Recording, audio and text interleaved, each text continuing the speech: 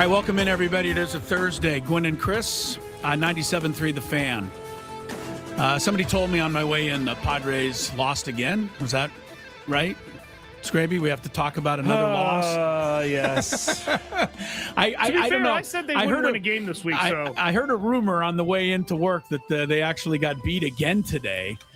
It's not a rumor, Chris. It's not enough that we have to break down one loss last night after the show. We have to break down a second loss today before the show. And so here we are with the Padres on their way home, tails between their legs, and a record which is not all that impressive anymore, 32-29. They have officially dropped 5 in a row, and they have officially dropped, I believe, so I'm having trouble adding it up so quickly now, I believe it's 11 out of 14 games overall. And if I can try to put it into perspective of how bad things have gotten, let's start with this. The Philadelphia Phillies, who began the season 9-19 and fired their manager, now have a better record than the Padres. If that's not enough to concern you, how about this? If the playoffs started tonight, the Padres would not be in them. That's right. 32-29 right now, all that does is tie you for the 7th best record in the National League with the Diamondbacks. And if they win later tonight, you'll fall into the number 8 spot. But right now, the Braves, the Phillies, the Brewers, the Cardinals, the Pirates, and the Dodgers all have better records than the Padres do. So they would not be in the postseason right now. They are a -10 in run differential. Offensively, they continue to be an absolute mess, even though they scored 4 runs today. Basically, all their offense consisted of was 2 bloops and 2 blasts. The bloops were provided by Bryce Johnson. The blasts were provided by Manny and Jackson Merrill way too late in the 9th inning. And by the way, Manny Machado, one of the worst performances ever seen by a hitter in a game in which he hit a home run. So we'll get into it later. I mean, you can look at the stats and go, Manny homer today. That's great. Yeah, if you just look at the box score, you would not see the full picture. I couldn't believe what I was seeing. We'll talk about that and everything else. Notes on the scorecard should be a doozy today, Skrabe. I will tell you, there's all of the, yeah. Oh my. Yeah. We may have to do 2 segments for notes on the scorecard today. They get beat 6-4 and they really don't do anything. They had 1 at bat today with the runner in scoring position the entire day. And of course that at bat belonged to Manny, who, again, you're going to tell me he hit a home run. Great. When the game had a chance to, get back in it, he did not come through, just as he did not come through in the game yesterday when they had a chance to get back in it late. And, this is becoming a theme with Manny Machado. Currently, with all due respect, and, how many times have I said my Manny and my Machado, the whole thing. There's nobody loves Manny more. And, defensively, he's a wonder to watch. He's got to be the most overrated future Hall of Famer in the game right now. He's like guaranteed to go to the Hall of Fame. Fine. He's got the worst batting average in baseball. Chris, you are if I were to say that he's a fake Hall of Famer after I didn't say fake Hall of Famer. I said he's the most overrated player in baseball right now. This moment. The Manny that we're getting is so far away from a Hall of Fame player, it's comical to suggest that we're watching a guy who's one of the best players in baseball. He's not. And this season is one thing, the 171 average and the lowest hitting in baseball. It goes back to a lot of last season too. He has been scuffling for a long time. And, look, there is blame to go around. I got blame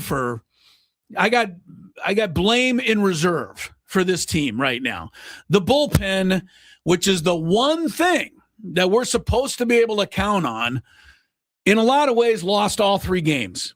in this series. The first game, Estrada comes in a 2-2 tie after a really well, pitched, good effort there by Michael King, to keep you in the hunt. And what does he do? He walks the first hitter, and that guy comes around to score, and they lose the ball game. Today, Adrian Morejon, right after Manny gets him back in the game, comes right in, walks the first hitter. And that opens the floodgates to a disastrous inning for him. The only reliever who did not come in and walk the first hitter should have walked the first hitter. And that's Jason Adam, because all he did yesterday was give up a home run to the first hitter he saw. And then just for fun, he gave up another one before he left, and that game got away. So, look, we've talked about the hitting, endlessly, but your bullpen is the one thing that you can go back and count on. Well, even that's failing you now. And I don't know, Mason Miller was even on the trip.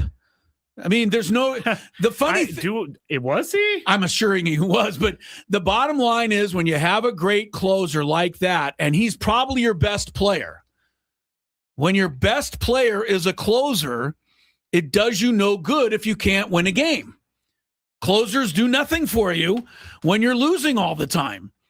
And, I'm going to throw this out because I don't like to overrate it, but Chris Rose, who's one of the, supposedly well-connected baseball guys. I don't know if he's ever, correctly predicted a trade in his life, but he's on, was it MLB Network or podcast or whatever he's doing today, and people watch him. He's got, Mason Miller right now being traded to the Yankees. And we'll throw that out. I mean, look, everything's possible. We should, if you're going to get rid of the hitting coach, you might as well take a manager with him.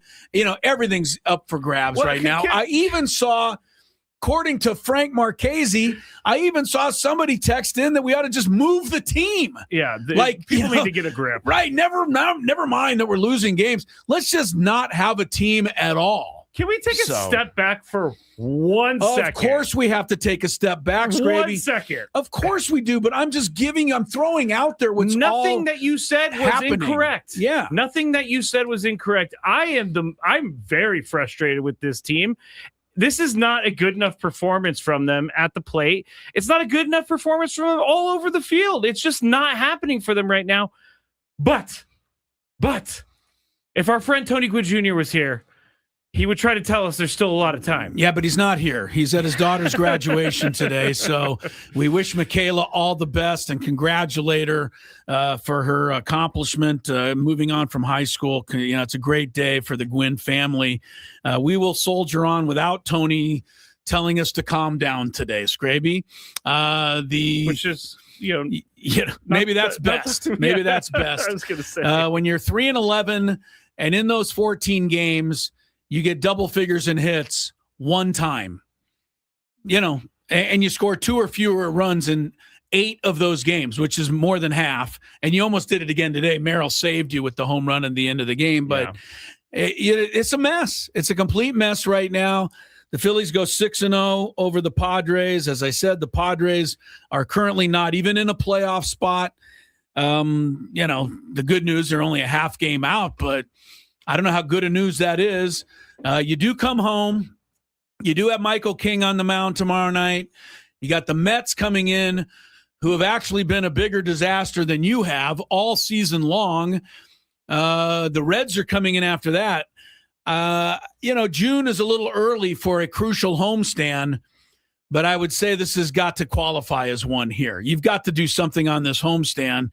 You can't go 1-5 on this homestand and go back out on the road next Thursday and be under 500, which is what you would be if you went 1-5. You would actually be under 500. So, I think this is a big homestand. The Mets, the Reds, it starts tomorrow night. Don't look now. The Padres are only 16-16 at home this year. They haven't been great at home. They've been decidedly mediocre at home, but hopefully they can get things turned.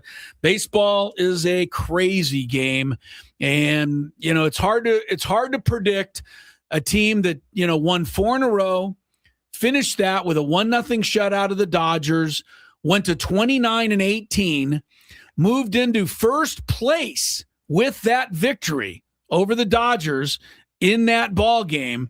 And here we are 2 weeks later, and not only are you not in the playoffs, you're now 7.5 games behind the Dodgers. You're not even within shouting distance of first place anymore. In fact, that's not even something you're thinking about. It's almost like they're allergic to first place. It's incredible. Every time they get close, they end up going on these losing streaks and they look terrible. Like, I can understand getting swept by the Phillies in Philadelphia. I can wrap my mind around that. I cannot wrap my mind around the bad baseball that was played today.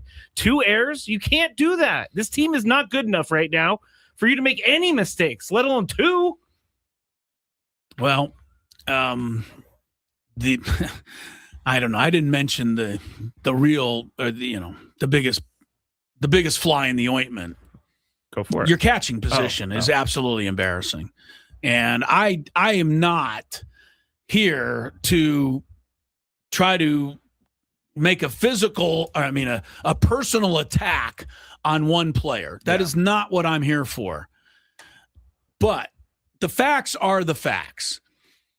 0 for 32, and the last 3 times he's thrown to second base, all 3 throws have gone into center field. And the other time, he just dropped the ball entirely and didn't get a throw off. He also got away with which would have been a pass ball that moved 2 runners up in the last inning. They ended up calling that a foul tip somehow. That's not acceptable. That's not me picking on him. That's not me taking a personal attack. No. Everything I just said has happened. You can't allow that to keep happening at the major league level. This is the major leagues. This is not, hey, you can bounce a throw into center field. No, you can't do that 3 straight times and stay in Major League Baseball. And 2 of those 3 throws, I might add, in the game the other day, didn't even go into center field. They both went into right center field. So is it a surprise that today his throw was pulled to the wrong side of the bag? Of course, he's got to try to compensate.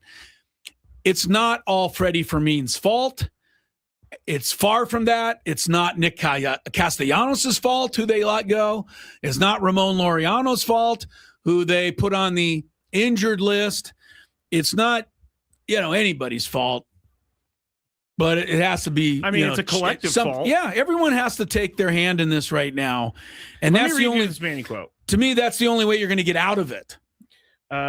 This is the Manny quote from AJ Cassavell after the game. Now, last night, I will say, I saw Manny get more frustrated after an at-bat than I've ever seen him when he swung at that pitch outside and then he kind of hit himself in the head with the bat, which was a little nice to see. But he in the locker room after the game, he said, quote, "People are frustrated. The fans want us to win games. So do we. We're more frustrated than anybody. We want to turn things around. Everybody on this ball club is trying to do that. So we're going to keep working. Just know we're still in a good position, even though we're playing like dog bleep, but things will turn around. There's a lot of baseball to be played." I don't necessarily not believe Manny, but I think that narrative has to maybe go away for a little bit because it's not being communicated to the fans. Like when he says everything's fine, it's not. Somebody who's a little meaner than I am would probably say something in return to Manny that if you don't lift the bat off your shoulder, you're not going to change anything. Yeah. His at-bats today, the first 2 at-bats were as bad as I've ever seen. And his 3rd at-bat was on its way to being. Mm-hmm. So, we'll talk about it all. We got the notes on the scorecard. The Phillies win 6-4. We're just getting underway. We got 4 full hours today. Sorry about that, but there's not going to be a whole lot of positive things to say about this Padre road trip, which has ended with 5 consecutive losses. We will get into some of the other things. Of course, Sam Levitt, by the way, bounced in and out of here in a very good mood today. Obviously doesn't care about the Padres. And also, can we talk about Sam? He texted me at 8:30 a.m. saying, be ready to go at 2. That's all he said. And so today I get here, he's like, 2 p.m. I'm off by 2. What happened, Chris? He went over 2 p.m. He enjoys this losing streak, I think. Yeah, but he also enjoys the Knicks beating the Spurs and going up 1-0 in the NBA Finals. There's some other notes and stuff to talk about. We'll get into all of it. The notes on the scorecard is going to be the first big deal. It's coming up in about 10 minutes, so I think I'd stay tuned if I were you. Gwynn and Chris, 97.3 The Fan. Hey, it's Chris.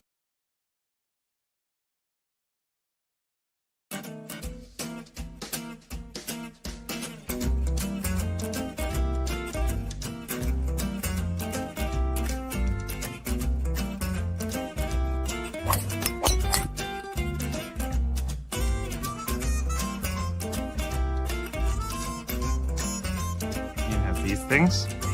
It even tells you, hey, there's a canyon over here. Don't hit it here. Skraby from about 45 feet. His caddy tells him to play it a little to the right. He's been playing well so far today. Fourth hole. Nice smooth delivery. Hit it too hard.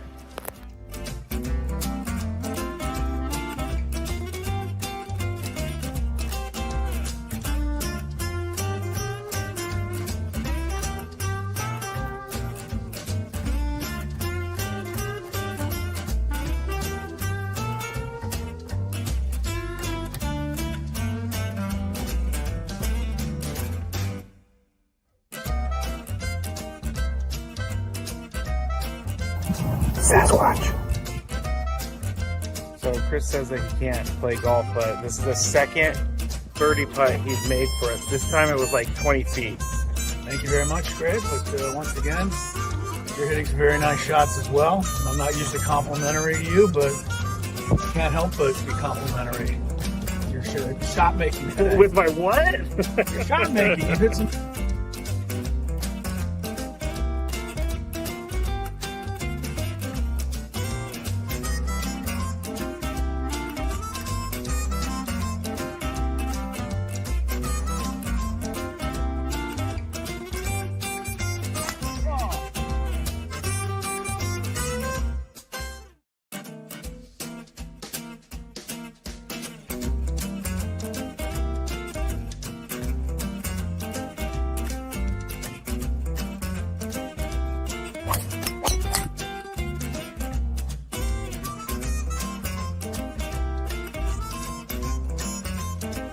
These things.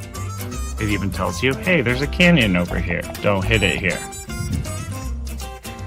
Skraby from about 45 feet. His caddy tells him to play it a little to the right. He's been playing well so far today. Fourth hole. Nice smooth delivery. Hit it too hard.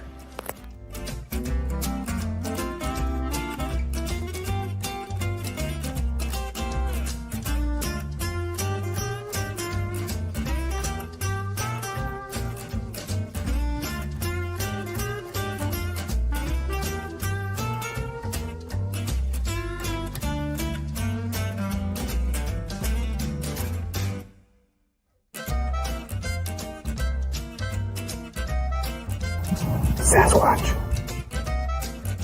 So Chris says that he can't play golf, but this is the second birdie putt he's made for us. This time it was like 20 feet. Thank you very much, Greg. But once again, you're hitting some very nice shots as well. I'm not usually complimentary to you, but I can't help but be complimentary. Your shot making today. With my what? Your shot making. You hit some.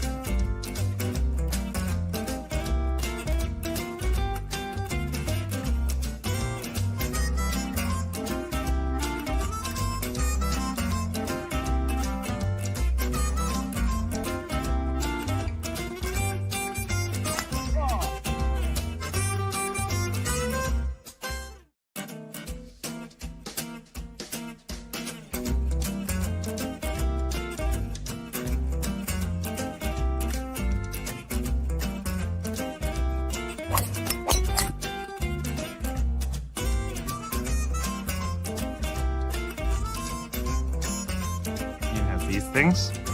It even tells you, hey, there's a canyon over here. Don't hit it here. Skraby from about 45 feet. His caddy tells him to play it a little to the right.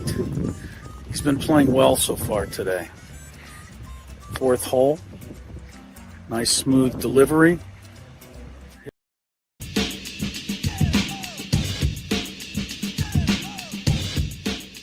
Giants are beating the Brewers right now 12-7 in the ninth inning. Why am I bringing that up?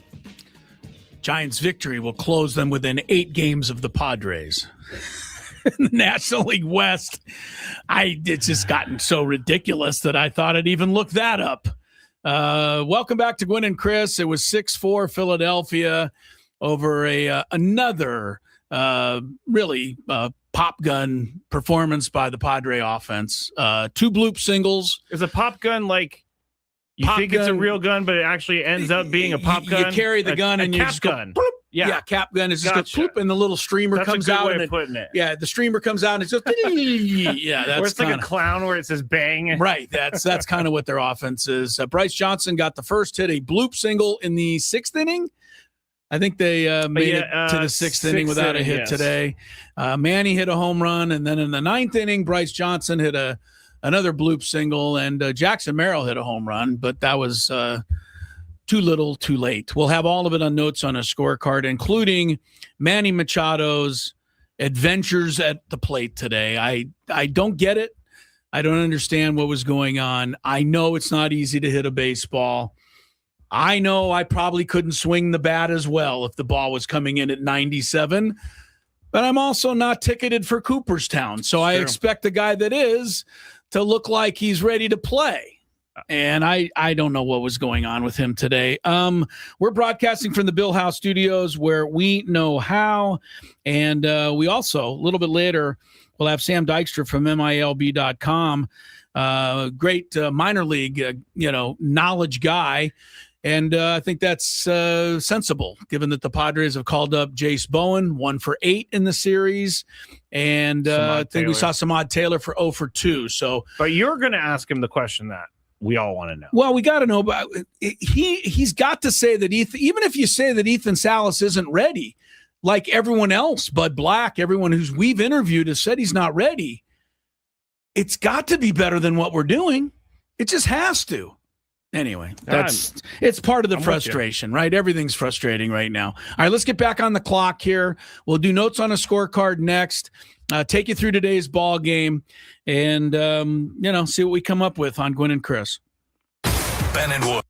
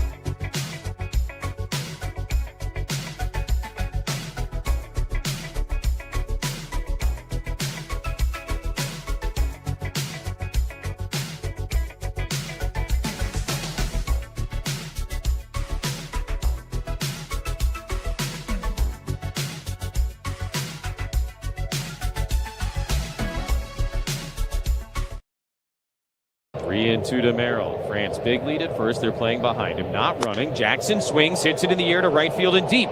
This one is way back and gone for Jackson Merrill. Off the facing of the second deck.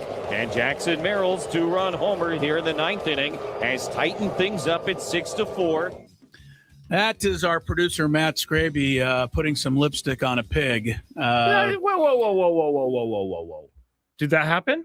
Of course it did. Thank you. And it makes it sound like it was a glorious day in Philadelphia. I'm just trying to get people to be a little happy today. And I'm just saying that you're putting lipstick on a pig. It was another bad performance. Merrill hit a 2-run homer. It was too late. You heard Jesse say that closed the gap to 6-4, and that was as close as it got. 6-4 was the final. Phillies win. Padres have lost 5 in a row. They have lost 11 out of 14. They have fallen into a tie for second place with Arizona, which could pass them tonight. The Padres also have fallen out of playoff position in the National League. If the playoffs were to start tonight, the Padres would not be in them. We welcome you back to Gwynn and Chris. Crisello. Tony Gwynn Jr. is attending his daughter's graduation ceremony today. Is it a promotion? And we congratulate Michaela and the Gwynn family. It's an exciting day for a family when you get the eldest graduates. I imagine a few different emotions go through Tony's mind. Among them, wow, I'm getting old. Because his daughter that he probably just saw born yesterday is now graduating from high school. So I think that is among the emotions that parents feel on days like this. So. I can't even imagine, Tony has had a kid for 18 years. So I can't even imagine being, what was he, like 24 when he had Tony doesn't even seem like he's 18 himself sometimes. It's true. The Xander Bogaerts bobblehead giveaway presented by Palomar Specialty Insurance is coming. This coming Tuesday, June 9th at 6:40, when the Padres take on the Cincinnati Reds, the first 40,000 fans in attendance will receive a Bogey Goes Boom bobblehead. It's presented by Palomar Specialty Insurance. Repping the Padres military Sunday uniform, Xander Bogaerts is featured with his signature home run swing.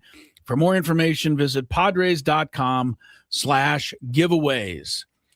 All right. Jocelyn says this real quick. My son, Jagger, just promoted from 8th, and my daughter, Penelope, from 5th, middle school and high school. Too many emotions for our family.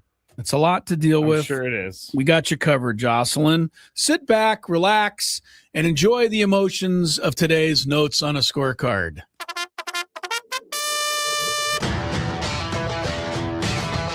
What did Chris like?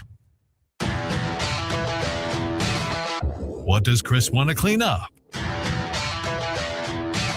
Observations written on a grocery list.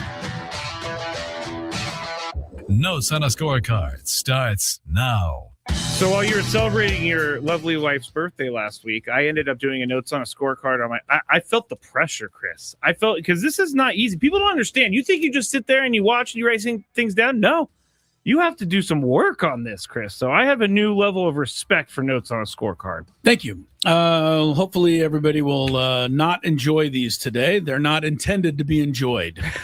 Okay, let's get into it then. Top of the first inning. Will the Padres come out aggressive and swinging? Manny Machado starts his day by taking strike 1, taking strike 2, taking strike 3, and going back to the dugout to get his glove to prepare for the bottom of the first. It was only the beginning of a very odd day at the plate for Manny Machado. The third pitch, by the way, was a fastball right down the middle. And okay, he got fooled. But it should only happen once, right? In the bottom of the first, Kyle Schwarber leads off, and of course, he rakes a base hit to right field. And I see that Schwarber's hitting 233. Well, in my mind, he's hitting 933. It doesn't seem like we ever get him out. It seems like he almost always homers against the Padres. He did last night. And I kind of felt, hey, single? That was a victory of sorts for Lucas Giolito to keep Schwarber in the ballpark. Bottom of the first continues, 1 out runner at first. Bryce Harper hits a drive into the right field corner. Nice catch by Bryce Johnson, sliding over there. My first thought is, sorry, Nick, but Castellanos probably doesn't get that. It's probably a double and a run scores. You're right. And for whatever reason, Trey Turner must have thought Castellanos was out there because he kept running. I don't, look, people just kind of chalk it up and say that's aggressive. That's not aggressive. That's dumb. You're on first base. The guy hits the fly ball. Turner goes halfway to second. You see the replay. He turns and looks out toward right field. And then I guess he decides that Bryce Johnson's not going to catch it, so he takes off. That's an easy double play. That's not aggressive. That's bad base running. So anyway, thank you, Trey Turner. That's the end of the first inning. This was something I thought of in the second inning. Ty France drew a walk. And the pitch on ball 4 from Zach Wheeler bounced and was like 5 feet outside, went all the way to the backstop, rolled around back there. This is not going to happen. But there was a time when somebody like, especially a Pete Rose, but somebody, similar, would sprint to first base there just in case the catcher had trouble finding the ball. And maybe once a season, somebody could get all the way to second on a walk because the ball bounced away. Yeah. Ty France was not going to make it to second. You know why? He's not fast? Because now when guys walk, it takes them 10 minutes to take off all of their gear, protective gear, and throw it back before they run to first base. I just had to laugh at that. It's a different way of the world. I didn't think about that. Yes. So it's ball 4, and then he's like, thank you. Yeah, take this off, take that off, get this thing off, unwrap that, and then he can let me get on my oven mitt. Right. He's got so many things to take care of that he doesn't have time to jog to first base. Anyway, that's not just Ty France. That's pretty much every hitter in baseball now. Just a little different. Very strange if someone took off with all their gear on. No, they don't. First. What is this guy doing? He has his gear on. He's trying to take second. That's what I mean. That never used to happen, right? A guy would be ball 4, and you'd sprint the first and round the bag and, see if the catcher came up with the ball. Jackson Merrill came up. He was one of only 3 home players ever to hit 2 home runs in a game off Zach Wheeler coming into the game. He did it on July 12th. And wouldn't you know it, he homers 2 seats to the right of the foul pole. That ball's gone, except there's 1 seat to the right of the foul pole, and the second one, it was in foul territory. It's a foul ball. But he just missed. Is there a little bit of a positive that Jackson Merrill is starting to wake up? I hope so. Okay. He ended up striking out, though, in that particular at bat, which kind of goes along with the theme of everything these days. Lucas Giolito threw a curveball that I think landed on top of the screen behind home plate to Bryson Stott. Yes. And I thought Mark Grant was going to say it, but he didn't. But he's used it before, so I'll use it now. He almost hit the bull. Oh, yeah. From Bull Durham, Yep, where Nuke LaLoosh throws the ball and it boom. That's kind of what I thought. Yes. Like he missed by so much, he almost hit the bull. That's the total Mudcat line too. It was, but he didn't use it today. He didn't go with it today. On that same at bat, the count got to 3-1 on Bryson Stott, and Giolito burns a strike in there. The ump punches him out. Just go boom, and then everyone's like, "What? It's only strike 2." And then the ump goes, "My bad. Did you see that play?" I did. That was just a momentary brain cramp by the umpire there. I do love that. Yeah. Freddie Fermin came up in the 3rd inning, and this is going to be the beginning of a really long notes on a scorecard for Freddie Fermin. But he was batting 8th today. Ahead of who? Like, who is batting 9th? You? Maybe. Like, who would Freddie Fermin deserve to bat ahead of right now? Bryce Johnson, I guess. I guess so, because that's what he was batting ahead of. Bryce Johnson was the only one other than you got Manny 2 and hits Jackson today to score a run. I just thought if Freddie Fermin's batting ahead of somebody, okay, that's crazy. He flew out to go to 0 for 30. Adolis Garcia. He's only got 5 home runs, though. He hasn't been much of a pickup for them. He did time that slow curve and blasted in there for a 1-0 lead. The whole thing with the Phillies is he came to the park on his off day on Monday so he could get extra work in. It's funny, that kind of stuff normally does translate down the road somewhere. Yeah. The baseball gods see you working extra hard, and they sometimes reward you for it. Although I think the Padres offense is to the point where if they worked extra hard right now, it'd almost be paralysis by analysis. Yes. How much more can you work on? Okay, so he homers, and they put the graphic up that the Phillies were 9-19 before Don Mattingly came, and now they're 23-10. And Mark Grant and Don are talking, and they're saying, well, the big thing that they're all saying in Philadelphia is it wasn't that Rob Thompson couldn't manage. It wasn't anything. We just needed a new voice. And everybody seems to nod their head and go, yeah, boy, that's really worked out well. Well, if anybody ever needed a new voice, to me, it would be the Padres hitters. And again, I'm not trying to fire Souza. I'm not even saying he's not working hard or doing a great job. But it might be the time where somebody has to take a fall for how bad this hitting has been, for how long it's been. And maybe the excuse is, hey, our guys just need a new voice. This isn't fair to Souza. I'm not saying it's fair to any of the hitting coaches who've been fired before him, because the Padres have gone through their share. But when you hit like this for 5 weeks in a row, and when everybody on the team is struggling, not just one guy, two guys, everyone, somebody's going to have to pay for this, I think.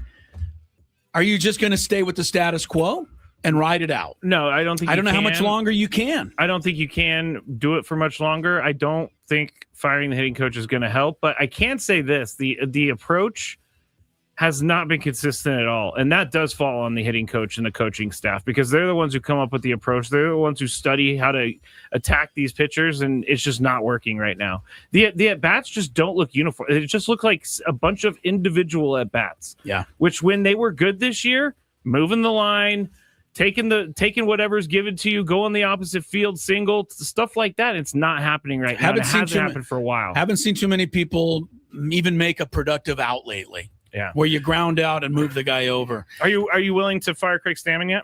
Because that's where some fans are going. I'm not firing anybody, but I have to do something. I have two choices: go with the status quo and ride it out, or change something. You got to change something. Well, I think Sousa may have to be the guy who pays. I'm not attacking the guy, no. But who are you going to fire? The right field bench coach? You're going to fire the hitting coach. No, I don't disagree with you. Matsui's pitched well. Came in here today, first and third, gets Bryce Harper on a strikeout. Looks like you're going to get out of the inning. It's only going to be 2-0.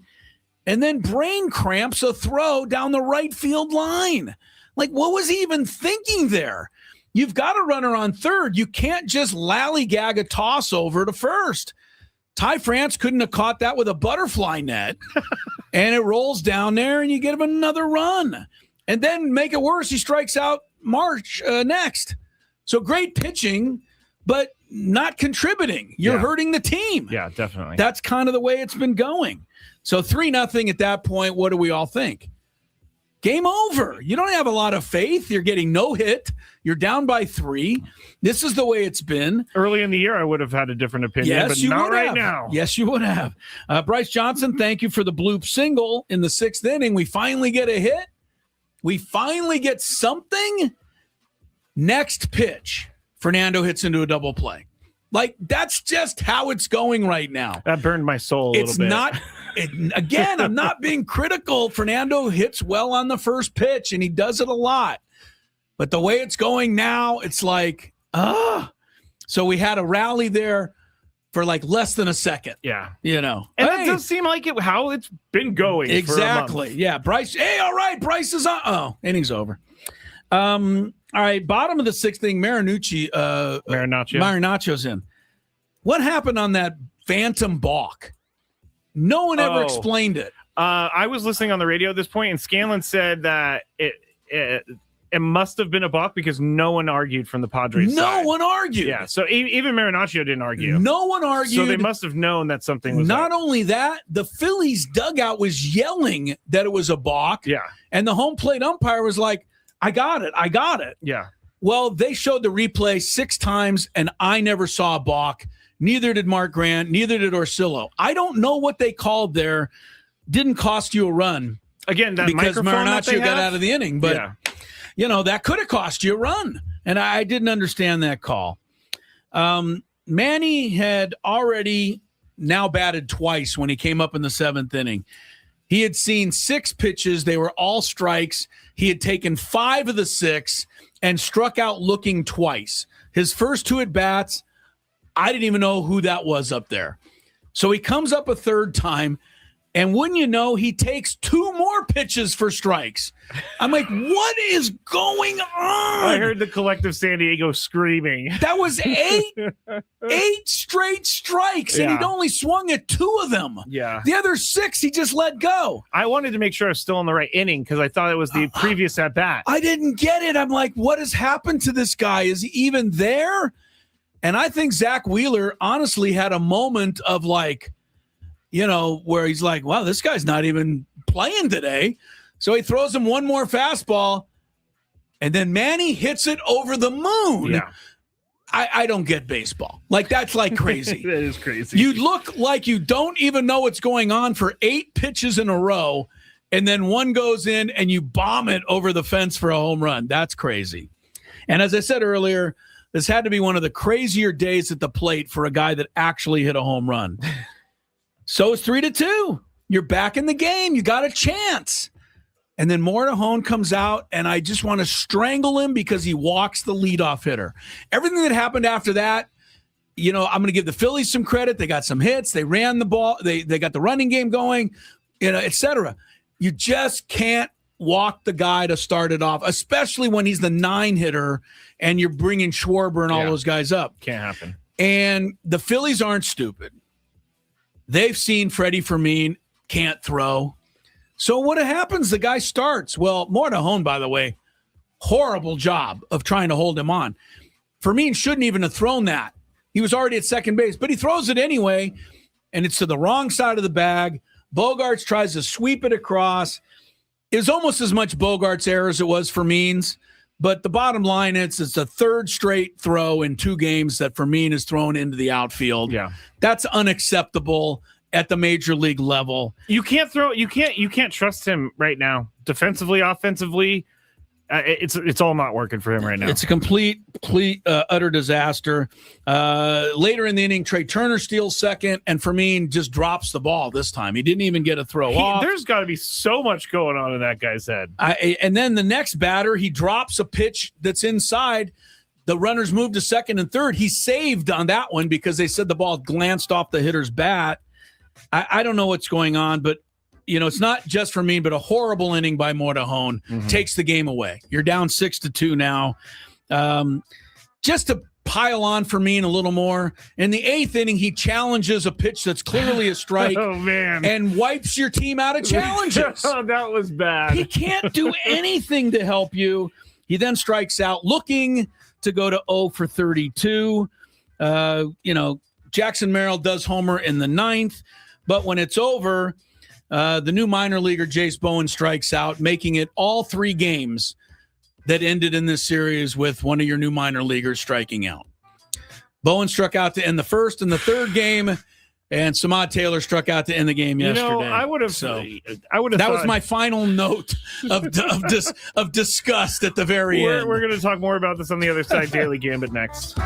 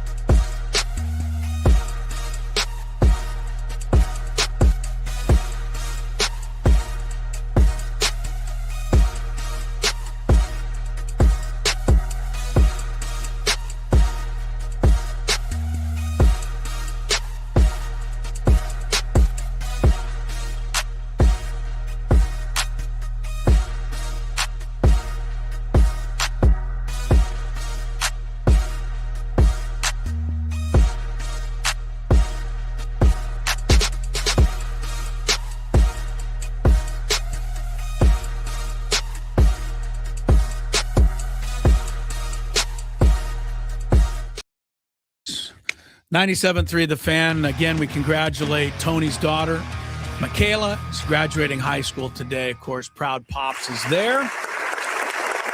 We are here, Skraby and I, in the Bill Howe Studios, where we know how. All guests on the program will join on the SDCCU fan hotline. Not big bank banking, it's better. And we will have a guest in Sam Dykstra from MILB.com. He'll drop a bunch of knowledge on us. At the bottom of this hour, we'll get his take on Ethan Salas.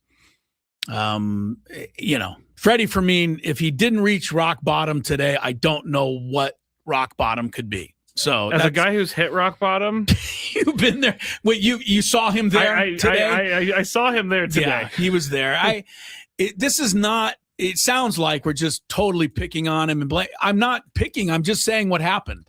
I really am. I'm just telling you what happened. I don't know how long they can go with that. 4 hits today. They did score 4 runs, but it wasn't enough as they fell to the Phillies 6-4. The last time, you ready for this, Skrabe?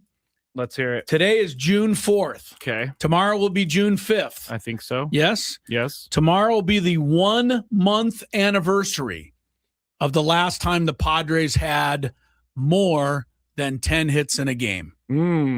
It has been a month. You have to go back to the game. They beat the Giants on May 5th. I think it was up there. Yes. They won 10-5. They had 14 hits. That was May 5th. They've had 10 has been the high water mark since, and they've only done that a couple of times. But they haven't been over 10 in a month. That's what I'm saying. It's not to try to get a guy fired or even ask for his firing. I'm just talking about it out loud. I mean, are you going to just ride this out? But everybody's not hitting. So, again, the Phillies have turned their season around with a different voice. Nobody's saying Don Mattingly did anything special. I mean, I think Mattingly's a good manager. Yeah. But I also thought Rob Thompson was a good manager. He'd been to the World Series, the whole thing. They needed a new voice. It's worked. I'm not going to even say, but we need a new voice. I guess I just did say it. I know. Yeah, I don't know. I see the calls for I know everybody wants. I know everybody wants everybody to get fired. Everybody wants everybody fired right now. He should be fired. I get it. It's not going great. I get it. But everyone wants everybody fired right now. But you do have to shake things up. I mean, this is a professional sports franchise. This is not a joke. Nick Castellanos sent him on his way. He paid for it with his job. And Laureano has paid for it with his job for now. Yeah. Jake Cronenworth got the concussion, but they haven't been in a hurry to bring him back. Marquez, Matt Walden, you get the job done or you don't. Yeah. And clearly the Padres are not getting the job done. Yeah. All right, let's go into some other stuff. We had the NBA Finals, Game 1 last night. Get into a little more detail about that, but right now we're going to do our Daily Gambito. Do you like money? I think about money a lot. Do you like money without doing anything? Winning. Do you want to make money while watching sports? I think Washington is a mortal lock. Washington! Woohoo! If you answered yes, this is your segment. Just don't blame us when you lose. Nothing is ever your fault. It's your game. Take it. Gwynn and Chris go through the top bets of the day in The Daily Gambit on 97.3 The Fan. Daily Gambit is our daily sports betting segment here on Gwynn and Chris. Please, everybody, gamble responsibly. All right, we didn't have any bets for the last couple days, so we're just going to go right into bets for tonight. If we had a bet yesterday and I said the over-under for Padres run scored against Christopher Sanchez was a half a run, would you have bet over? Maybe in good faith, but but not in reality. Right. They did break his streak. They did. They got the run. Jackson Merrill singled it in, and that ended it at 50 2/3 innings. That ovation. The Philly fans they get a lot of crap, and a lot of it they deserve. I was going to say, but they're also pretty intelligent baseball fans, I think, and I will never forget. 2 things. One, Tony Sr.'s last at bat there as a visiting player. I happened to be at the game for whatever reason. And I had tears in my eyes. The ovation that he got from the Philadelphia fans just for what he had done in his career was incredible. And then we've played the moment before when Tony Jr., our guy, came up after the death of his father, and the ovation he got from the Philly faithful that day. My eyes got a little watery when I watched that one. Yeah, there's no way to watch it without. Tony said his eyes were watery when he swung at the pitch. And was just happy imagine. He just said he was happy to ground out and get out of there. But yeah, the Philly fans, Sanchez deserved that standing ovation. 51 innings basically without giving up a run is, insane. And so the Padres snapped that, but they have not yet snapped their losing ways. Tonight, the Dodgers will try to go 8 games ahead of the Padres, which is crazy when you consider 2 weeks ago the Padres were ahead of them. Yeah. Dodgers are 1.5 at Arizona tonight. Dodgers and Dodgers fans do not have to be concerned about the Dodgers being passed by the Padres because we have proven in the last 2 years, even if they catch them, they're not going to. Right, we don't want to pass the Dodgers. Yeah, we're not comfortable apparently. Sorry, it was Dodgers 1.5? Dodgers 1.5. They've been rolling. I think they've won. I think the Diamondbacks have lost 5 in a row. So after they had won 5 in a row, I guess 2 in a row. Okay, it's a 4-game series. The Diamondbacks did win the first one. Dodgers won the next 2. But they've lost games recently. Diamondbacks, yes. I'm going to go Dodgers. You're going to go LAD. Yeah. Yeah. I mean, what do I root for? If Arizona wins, they go ahead of the Padres alone into second place. But I think you give the team with a 9-game cushion or whatever they have, let them win. I'm going to take Arizona and hope the Padres can close the gap. Who pitches longer? Justin Robleski of the Dodgers or Ryan Nelson of the Diamondbacks? Robleski has been awesome. He's been really good, and they've needed him. Who pitches longer? Starting to pitch a little better quietly is our guy Sasaki. Just quietly. He's not going gangbusters yet. Yeah. He's starting to get some better outings. Just, kind of worries me a little. I've stopped trying to check in on him to see the bad stats because they're starting to become good. They're starting to become a little better. Yeah. I'm going to go with Robleski. Yeah, he's probably who you should go with here. I'll take Ryan Nelson in a surprise. Maybe the Dodgers just chill out tonight. Chris Sale, 7.5 strikeouts against Toronto. Over, under. Braves continue to roll. You're talking about a team. Where were they last year? They finished behind the Marlins. They were awful last year. But they had every injury known to man. That and suspensions. Yeah, this year they're 42-20. They are 2 games clear of the Dodgers for the best record in the big leagues. Toronto, which was in the World Series last year, is in 4th place, 4 games under 500. I remind everybody that because as bad as the world seems for the Padres right now, look at the Blue Jays, right? They're in the World Series. Look at the Tigers who won been going great the last 2 years. They're 13 games under 500. Ugh. The Astros are 7 games under 500. The Mets are 8 games under 500. The Cubs have gone 5-18 in their last bunch of games. Yeah. So in the category of misery loves company, we have plenty of company. I will say that. I do think the Padres is the best of the bad offenses right now. I hope you're right. Sale's probably going to go over. He seems to do that regularly. 7.5 strikeouts. All right, let's get into the Stanley Cup Game 2. The old must-win for Carolina tonight. They're down 1-0 after blowing Game 1 at home to suddenly red-hot Vegas. Carolina's favored by 1.5 goals here to even the series. Skraby. I'm going to stick with the better team winning the series. Okay. So I'll say Carolina evens it up. Carolina really, I don't know where they were, but I guess, what their defenseman said after the game that he just took a little break on the winning goal. Still can't believe that one. So you know what? Just for that, I'm taking Vegas. You might. You know what? That's not a bad idea. I'm taking Vegas. They swept Colorado. They're kind of like the Knicks. I mean, they're just hot. Can you imagine if Manny did what that defenseman did? Where they asked him after the game, so what happened? I just didn't really care. Well, those first 2 at bats today, didn't really want to do them. So I was tired, man. I couldn't get the bat off my shoulder at all. I don't know what happened. Imagine that. I mean, yeah, the guy just admitted that he just took a break. 5.5 goals tonight.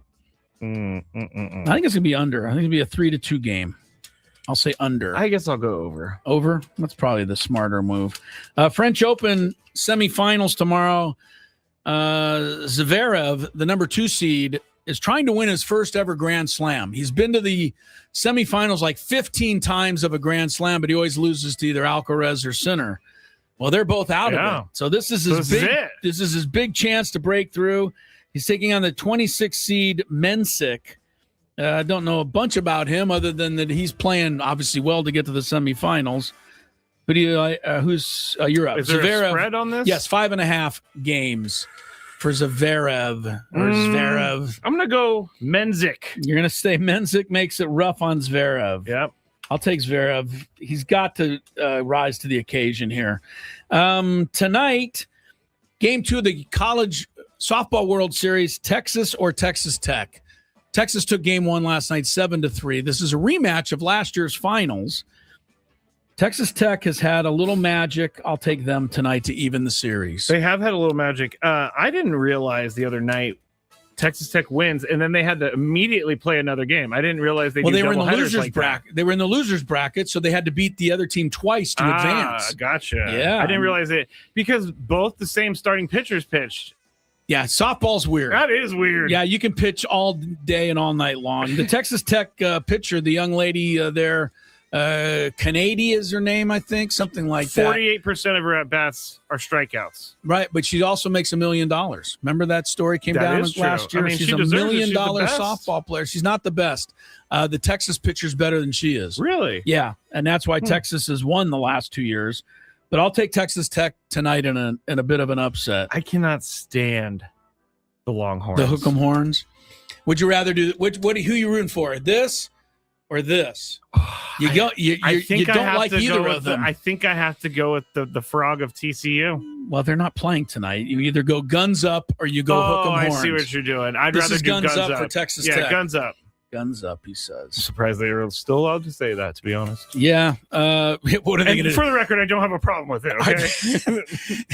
The NCAA, in its infinite wisdom, in all of the other dumb rules they've made, are going to prohibit Texas Tech fans from saying guns up. I'd like to see how that goes over. It won't. Go well. WNBA tonight, Indiana at home, 1.5 over Atlanta. I believe this is a Caitlin Clark, Angel Reese matchup, which always brings out the worst in people, basically. Yeah. I don't know why that is, but you're either all in on Caitlin Clark and people don't just kind of dislike Angel Reese. They out and out hate her, and she seems to not mind that. And on the other side, a lot of people love Angel Reese and out hate Caitlin Clark. Hate is a really mean. I shouldn't say that word. Dislike. But it's a strong dislike for both of these players. But if you look at Angel Reese, her shoe came out a couple years ago. It sold out in like 5 minutes. That is true. She's an incredibly popular player for many people. But there's so many people who just, and then Caitlin Clark, we already know how her story's going. After all that, who are you picking? Indiana at home or Atlanta? Indiana's giving 1.5 here. I'll go Indiana. Angel Reese lives for moments like this. Going on the road. ATL? Yeah, I'll take ATL. Caitlin Clark, 19.5 points is her over-under. She's got to go over because she's matched up against Angel Reese. She'll be fired up tonight. I'll go under just to play the contrarian. Just for fun. Caitlin Clark, just to finish up the Angel Clark, Caitlin Clark thing. Is that it for bets? Yeah, that's it for bets. Angel Reese, she I think kind of embraces the villainous role a little, and I think Dylan the Villain when he just introduces himself now as the villain. Yeah, Angel Reese, I think kind of, look, I was never a fan of her trolling Caitlin Clark in the championship playoff. I didn't think that was too classy at all. Like pointing at your ring finger. I was never a fan of that. I tried to kind of, get past it. But there's been a lot of things that Angel Reese has done that kind of rubbed me the wrong way. But I understand, how many people love her, and I, respect what she's been able to build, her brand, and she's done an amazing job. You can't take that away from this young lady. On the other side, Caitlin Clark, I don't think she necessarily embraces the villain, but she is the villain. And she, in my mind, brings a lot of it on herself. How so? Because she antagonizes, trash talks, and then runs the other way. That's her way. Her way is to do something when nobody's looking, and as soon as everybody's looking, put her palms up and say, "What, me?" And I don't care for that at all. I'm not a fan of the people who absolutely despise her. I'm also not a fan of the Indiana Fever in general, who have now started to take away credentials of writers covering the team if they write something negative about Caitlin Clark. Okay, that's not okay. Okay, that's happening. So you know it, okay? I don't know the guy's name from the Indianapolis newspaper. His credential was revoked. Well, that was because he also made a strange comment to Caitlin Clark. No, that was Greg Doyle. That's a totally different guy. Okay, all right. This is a different thing. Okay. Totally different situation. This guy wrote about her sitting out the game a couple weeks ago with no notice. Remember, they didn't even mention her on the injury report, and he explored that story. They took his credential away. The WNBA, just honestly, if you want to be in the big leagues, you have to be able to handle that kind of stuff. You just do. I'm not saying reporters are right or wrong or indifferent all the time. Radio people say crazy things, TV, broadcasters, but a lot of it can be criticism and a lot of it can be negative. You got to have big enough shoulders to take it. The WNBA wants to be up there. Yeah. And I want them to be up there. Yeah. Then stop looking like a Mickey Mouse league and stop taking a guy's credential away because he says one thing you don't like. That doesn't work. That does not work. So there's all that does is get everybody angry at you. Yeah. I mean, a lot of people are not happy, but this story's kind of gone under the radar a little. Seen this, yeah. Well, I saw Christine Brennan tweeting out about it, and a lot of people, kind of giving it the old, it's time to boycott the Indiana Fever until they figure out that how to handle things correctly. Seriously. Stick up for our own people in journalism. And I can't disagree with that. Journalists are not there to only glad hand the team. It's part of what they do. But if there's a story that needs to be told, that's their job to tell it. And it's your job as the team, even if you have a little egg on your face, to say, yeah, we got egg on our face. You don't have the right to take that credential away. You absolutely do not. I've always been taught here on the radio, if we talk about things that happen on the field and stats that, that's fair. We just can't be personal. So if that person was personal, then that's one thing. But if not, you cannot just take someone's credential away because they said something bad about your team. The whole thing, I don't remember the whole story, but I know that Caitlin Clark was not on the injury report, blah, blah, blah. They sat her out. The coach said one thing. The executive said another thing. Caitlin Clark said a third thing. It looked bad.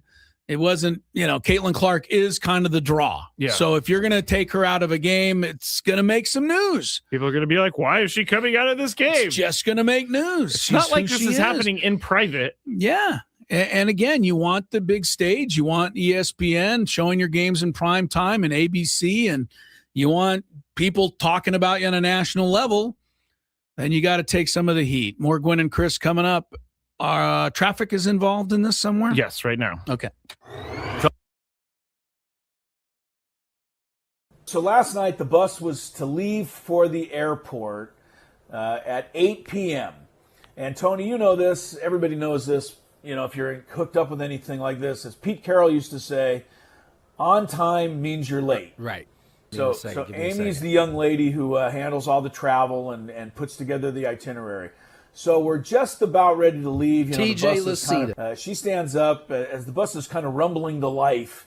And she goes, okay, everybody get your passports out. I want to make sure nobody leaves without their passport. Because, again, you are talking to college kids here, and you don't want college them kids, to, That's what she thought she was talking to. She thought she.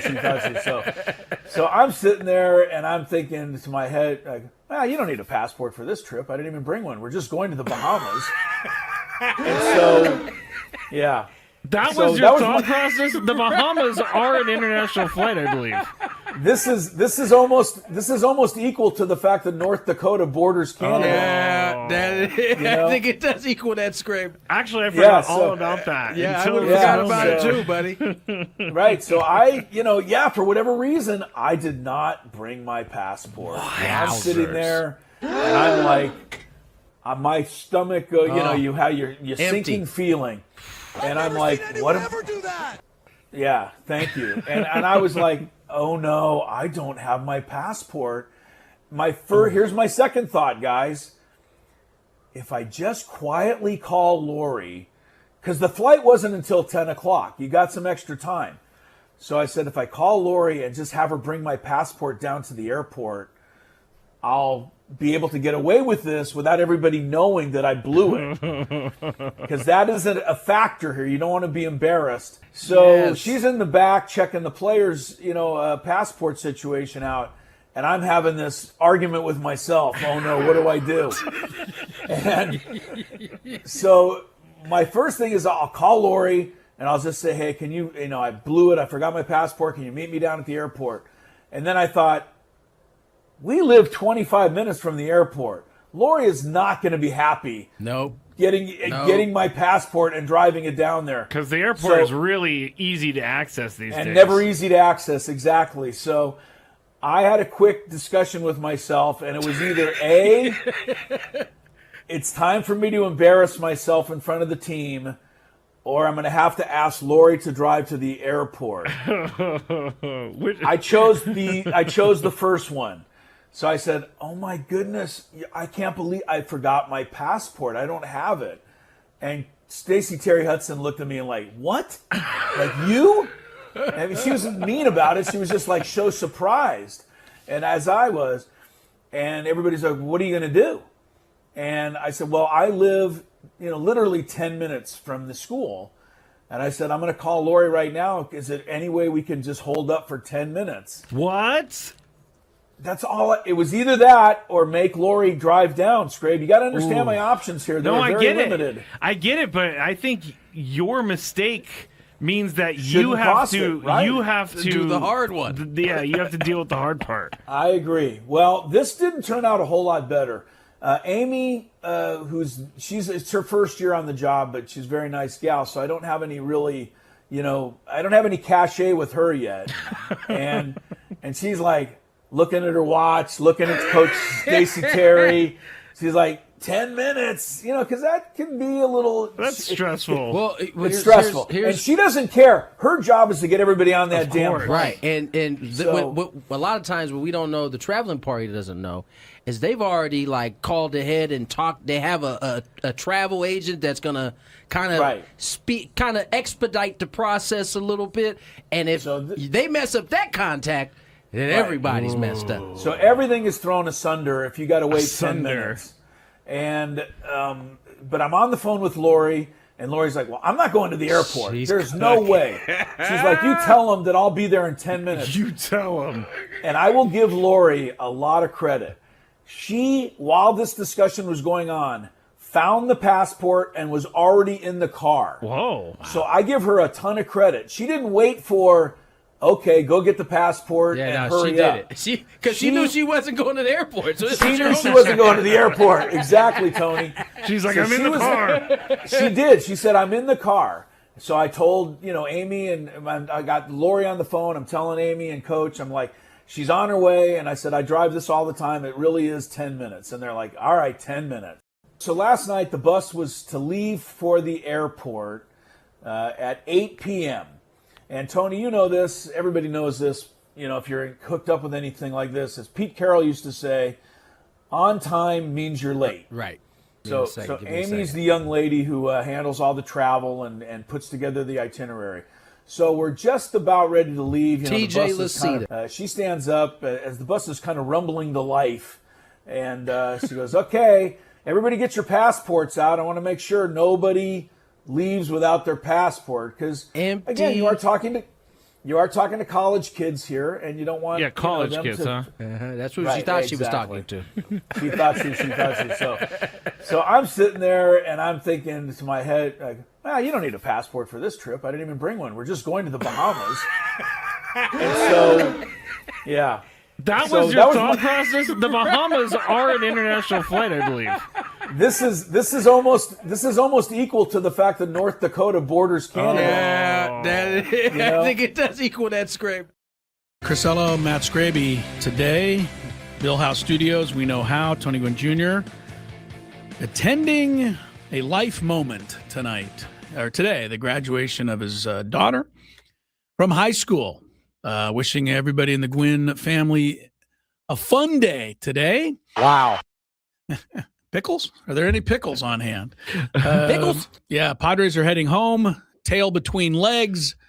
5-game losing streak, 11-14. 6-4 the final if you just tuned in. Phillies with the win. Top guys to blame today. Adrian Morejon, terrible relief performance. Sorry, Freddie Fermin, low-hanging fruit. I don't know. I guess there's just everybody else gets a little bit of it. I was going to say Manny, but he hit a home run. It's funny. Though. Everybody's going to go, Manny hit a home run. Yeah, but God, it was a weird day for him. Speaking of home runs, Skraby, I want to talk about the NBA Finals, but probably going to push this back a little bit on that. It was a great win by the Knicks last night. I did not see that coming. And look, I mean, they're riding a great streak, just like Vegas is doing in the hockey. So we'll talk about that in a little bit. But did you see today Eric Haas, who's a backup catcher, I believe, for the Giants, hit a grand slam against the Brew Crew today. Giants win 12-9. You ready for this stat? This is going to blow you away, I think. I love random stats. This is random.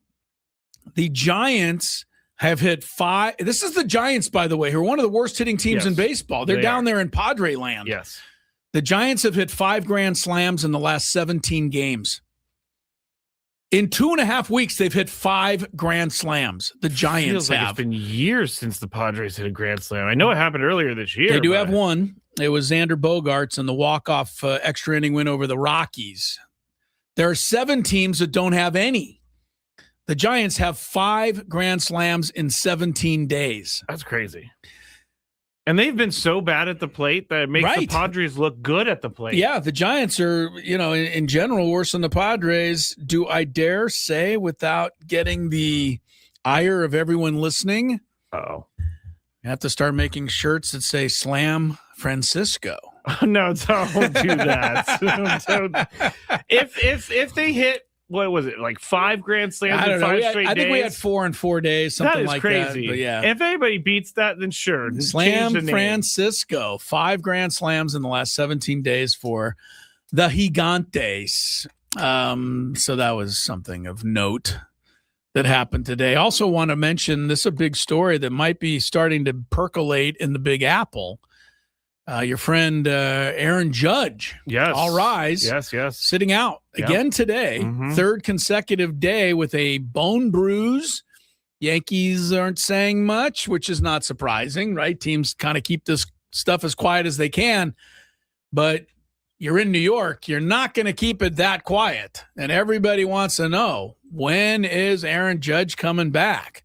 And he doesn't know.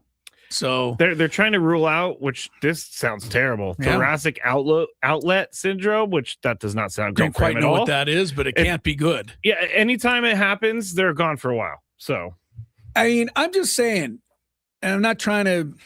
This isn't a shot at anyone in particular. This is just a throwing it out there.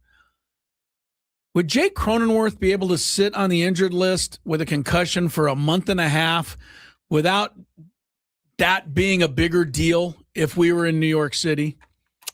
I'm just asking. Jake Cronenworth is a pretty, even though he's having a bad year, I get it. He's a pretty integral part of this, franchise. Yeah, you came into and the year. And he has been for 5-6 years now. And here's one of, our favorite sons, who's been out with a very concerning concussion. that is now taking us into 5-6 weeks with no apparent, return date. None. And, I think Annie Heilbrunn was somebody. Annie's always on it. She had some shots of him out there playing some catch, I think, last week. And Craig Stammen gets asked about it, I guess, every week or two. And he just says, well, there's not much to say. And then we move on. Like, would that be I'm just asking. I don't know. Maybe it wouldn't be as big a deal, but it seems like it would.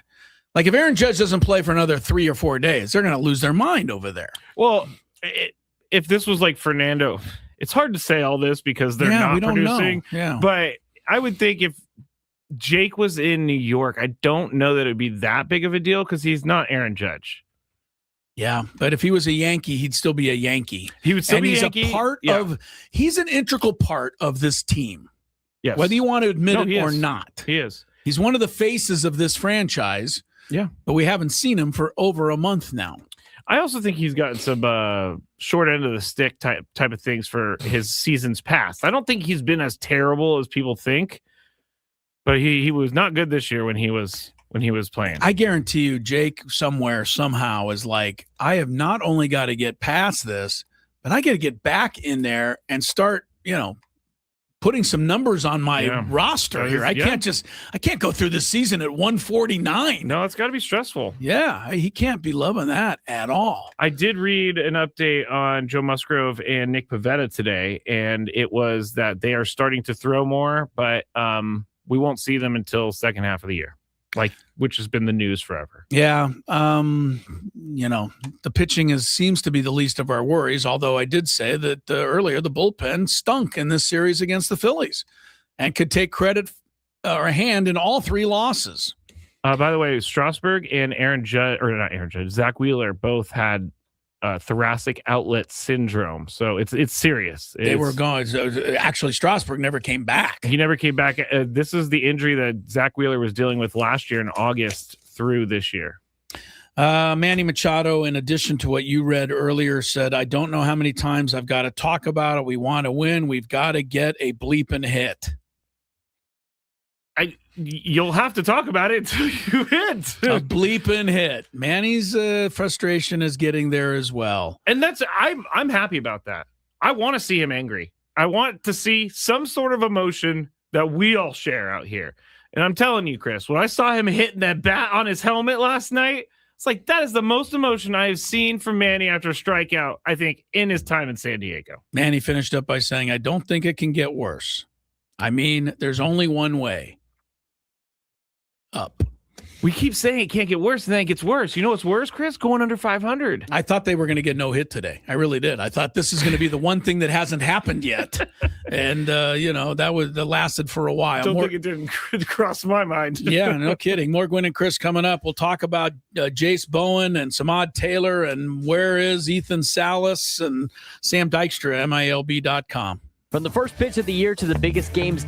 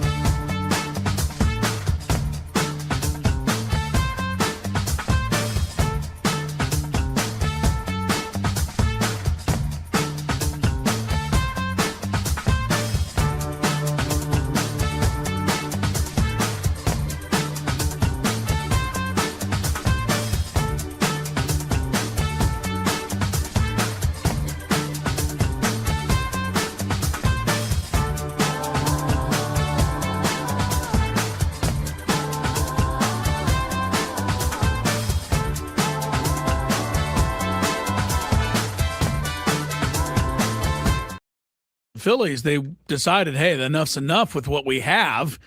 Time to dip into our minor league system and see if we have anything there. And Laureano was quickly shipped to the IL. Castellanos was shipped out. And the Padres got swept in Philadelphia anyway. We welcome you back to Gwynn and Chris. But I think a pretty good time to talk with our MILB, minor league baseball insider, Sam Dykstra, joins us here on 97.3 The Fan. And Sam, always good to have you with us. How are you today? I'm good. How are you guys? Not great. Honestly, yeah, we've been better. We've been better. The wrong time to ask. I'm sorry. Teams dropped. Sorry. Yeah, right. We dropped 11-14, and a lot of it's our fault if you read the tweets and things that we get. Sam, I'm going to throw a kind of a general question out first. We'll get a little more specific after. But a lot of people, pundits, said, the Padres made a lot of trades here the last 2 or 3 years, and in doing so, they have severely, weakened their minor league system. They don't have the depth of talent anymore, et cetera, et cetera. I think a lot of us kind of say, well, so be it. We've got all these great players to show for it. And that's, but now the Padres kind of need something from the minor leagues, and you wonder if it's there. So let me ask you just a general thought. Do you believe that, in doing what they did, that the minor league system was depleted? I mean, yeah, we did our farm system rankings beginning of the year. We had the Padres 30th. I know that was not seen greatly within the organization. I had people within the organization being like, really? You think we're 30th? And, you trade away Leo DeVries. You have Ethan Salas, who beginning of the year was coming off a major back injury, hadn't really, produced in 2 years. There wasn't a star. There wasn't really depth. A lot of this organization have been backfilled by international signings and even guys from last year's draft who had major question marks. Now, one thing the Padres will always tell you, if you ever ask, they believe they have the prospects in the system that they can develop, that they can get to the next level. Yes. We're seeing some of that, getting the Jace Bowens of the world, right? Like getting him on a minor league deal, turning him into a major leaguer, something the Pirates couldn't do for 6 years. That's promising, but it's still, I mean, outside a handful of names that I'm sure we're going to talk about here, there's not really many guys knocking on the door ready to help. It also seems like the names that you would talk about are all arms. And right now they don't necessarily need arms. Sam, let me ask you about Jace Bowen and Samad Taylor. Just your first thoughts. Taylor has had a little major league experience. Was with the Royals a couple of years ago. Went, I think, 12 for 60, had 8 stolen bases, which is promising. Had a cup of coffee with the White Sox before coming to the Padres. Jace Bowen, you talked about and mentioned him. The Pirates couldn't do much with him. This guy went all the way down to the Australian Baseball League in 2023, trying to kind of work his way back from there. It's taken him 8 years to get to the majors, or 7. So what kind of prospects are these two guys really? And, should we be hinging any hopes to them? Yeah, I don't know how many hopes I would be hinging to both of these guys. I mean, they're both certainly on the older side. Jace Bowen is still prospect eligible for us. Samad Taylor, I feel like, graduated a few years ago, has mostly been kind of a speed guy throughout his time in the minor leagues. A couple seasons in there with 50, 40 stolen bases. I think that's basically where he's going to help.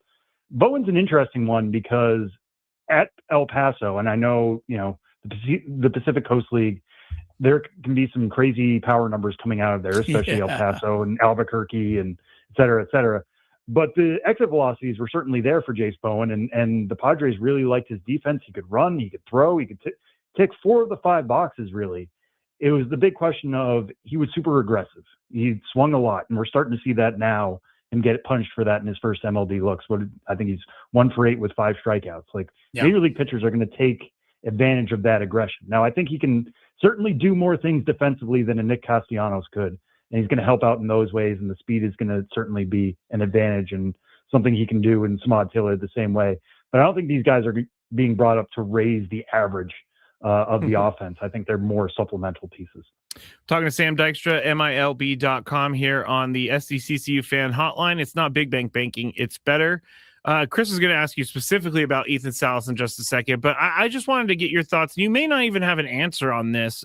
When guys get pulled up from the minors to the majors, making their debut, and they struggle, do you think that is something that teams are worried about, or is that just something that fans make up in their head, that they're going to go down a path and they're going to be, not be able to recover from a poor start to their career? Yeah, I don't think teams are that worried about it. Again, there's just like so much data going on now, and at the AAA level, at basically every level of minor league baseball, you're bringing up a guy knowing what he's capable of. Now, I will say the gap between AAA and the majors is, I think, larger than it used to be. There used to be a lot more 29, 30-year-old journeyman quad A players at AAA. It's not quite that anymore. It's a lot younger. So you're going from facing 24, 25-year-olds to facing those veteran types who can get you out multiple ways. I think you're seeing a lot more guys struggle early on. I mean, I think back to a few years ago, Bobby Witt Jr. really struggled out of the gate. Adley Rutschman really struggled out of the gate. Julio Rodriguez. Now these guys are, in Witt's case, certainly a superstar. J-Rod, certainly a superstar. So I think teams are willing to give a little bit more space for that.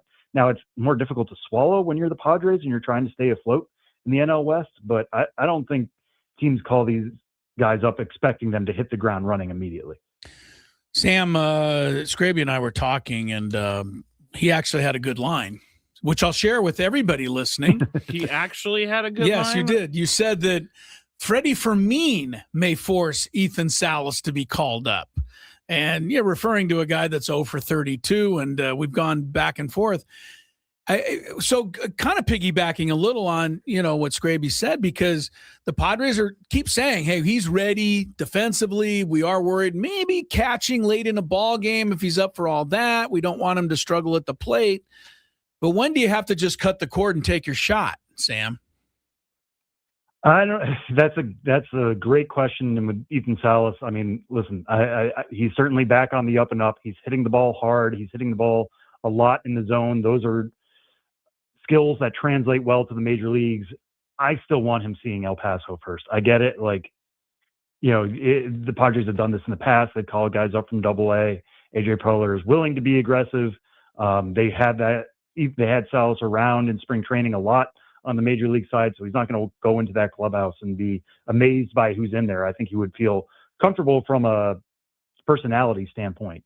But given, again, like, we're now at 2 months of performance for somebody who barely played. He played 10 games last year, was not very good at high A 2 years ago. I just want to see him absolutely knock down the door. I know it's fun to look at, what position he is and where they're struggling most offensively and just say, like, just send him out there. But this is a guy they believe can be a franchise cornerstone for them. And I do think there is something to be said for sending a guy up early and having him struggle. Now, if he struggles for 2 weeks, not that big of a deal. If he struggles for 2 months, all right, that's a bit more worrisome. I want him absolutely banging down the door and establishing more production given what his resume has been to this point. Talking to Sam Dykstra, MILB.com on the SDCCU fan hotline. I think we need to listen to Sam, Chris. I am listening to Sam. That's why I asked him. He's the voice of reason, because I've been kind of like, I don't know about this. Everybody wants him up there. I get why everybody wants him up there, but yeah, we'll see what happens. Otherwise, in their minor league system, Cruz Schoolcraft still doing some things. Who is their, in your mind, number one prospect right now?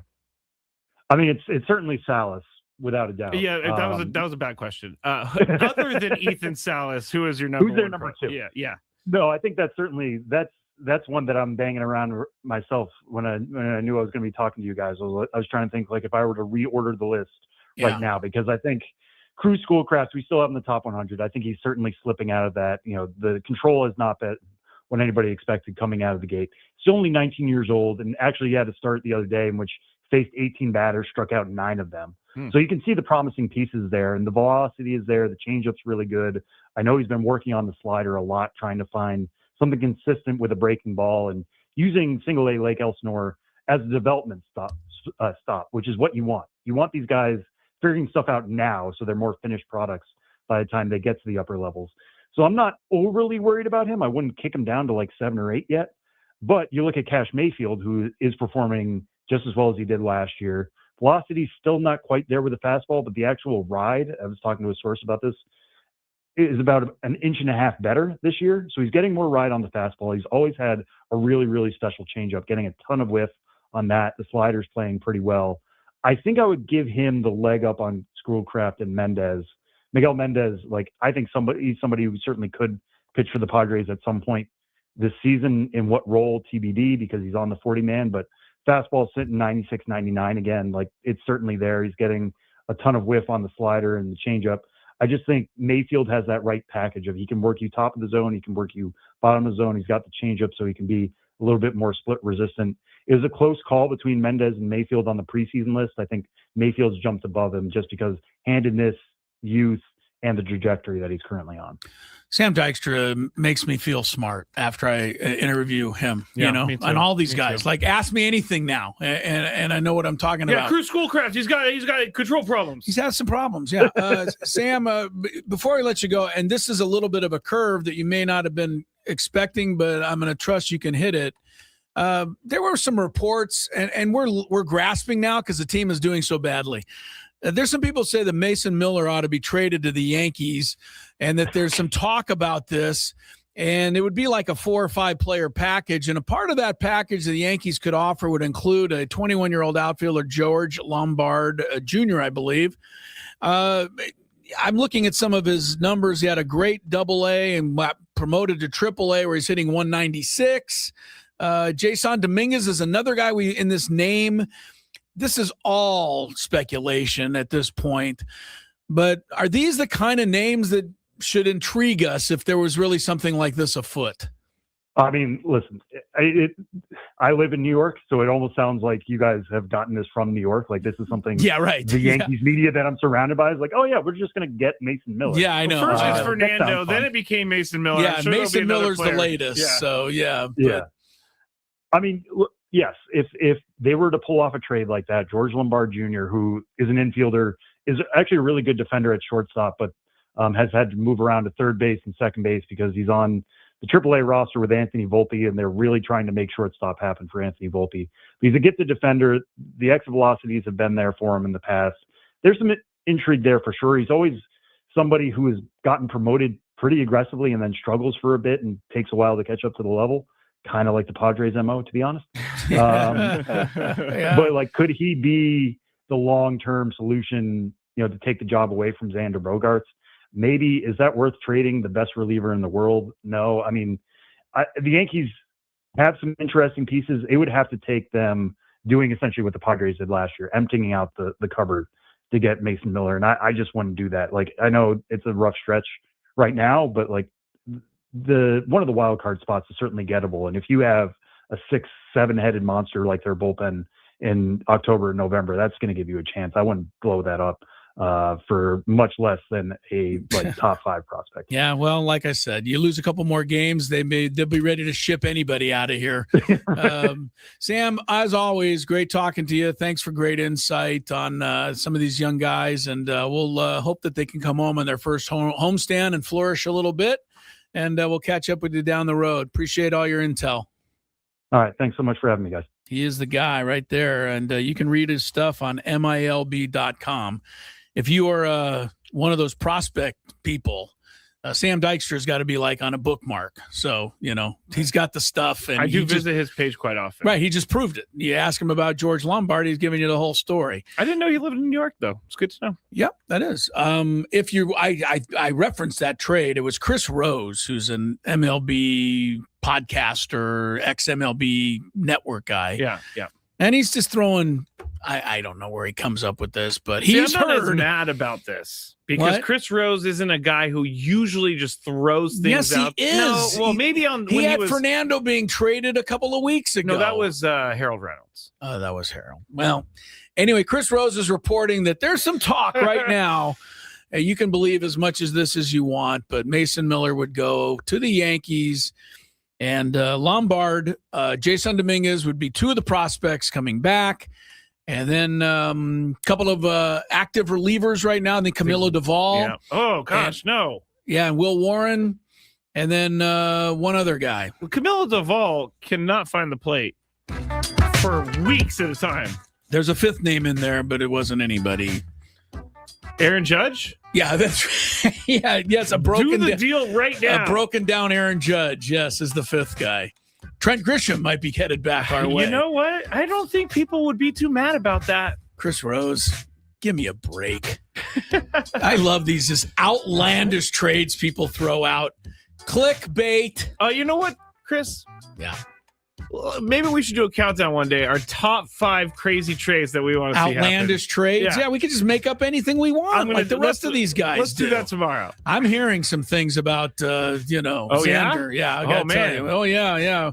It's so big, I don't even know if we can do Chris versus the fans. Jeez. But we will anyway, next.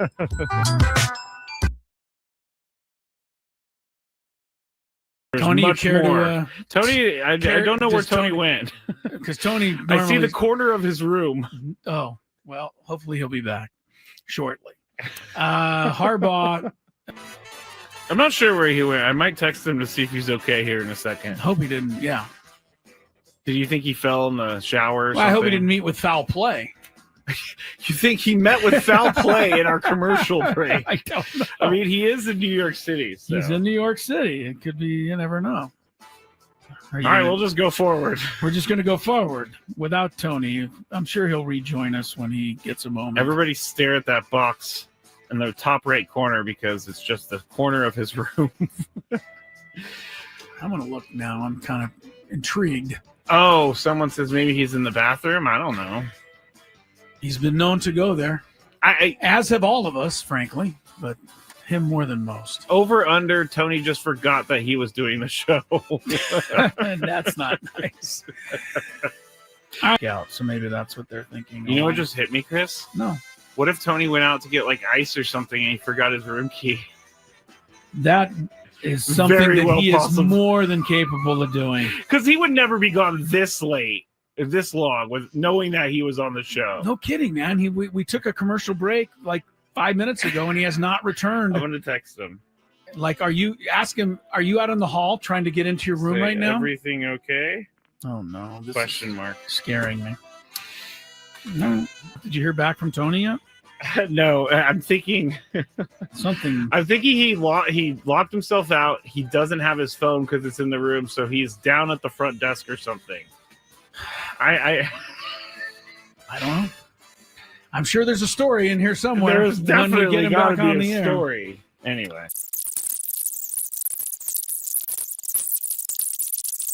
I was very concerned about Tony, and I took him off the screen because he's not back. I guarantee you he got locked out of his room. I don't think you're wrong because that makes sense. But how far away is the lobby? Of course, the New York hotel, it could be one of those ones where you got to wait a while to get up to the... And he's just sitting in line. I don't know why I find this so funny, but it is. Well, it's funny if he comes back with a funny story. Yeah, like I locked myself out. It's not funny if he fell and hit his head somewhere and we don't know where he is. That's not funny. Of course, that's not funny. He's obviously not with his phone because he hasn't gotten back to us. Has Tony locked himself out before? Not during the show, but I'm sure he has at one point in his life. Of all people, Tony would certainly seem to be one who would do it. Oh, August also says, Clinton said, got to use the key card for the elevator too. So maybe he's just stuck. Can't even get down? No, you don't need the key card to go down. Okay. You only need those to go up. You should be able to get down to the lobby to say, hey, I locked myself out.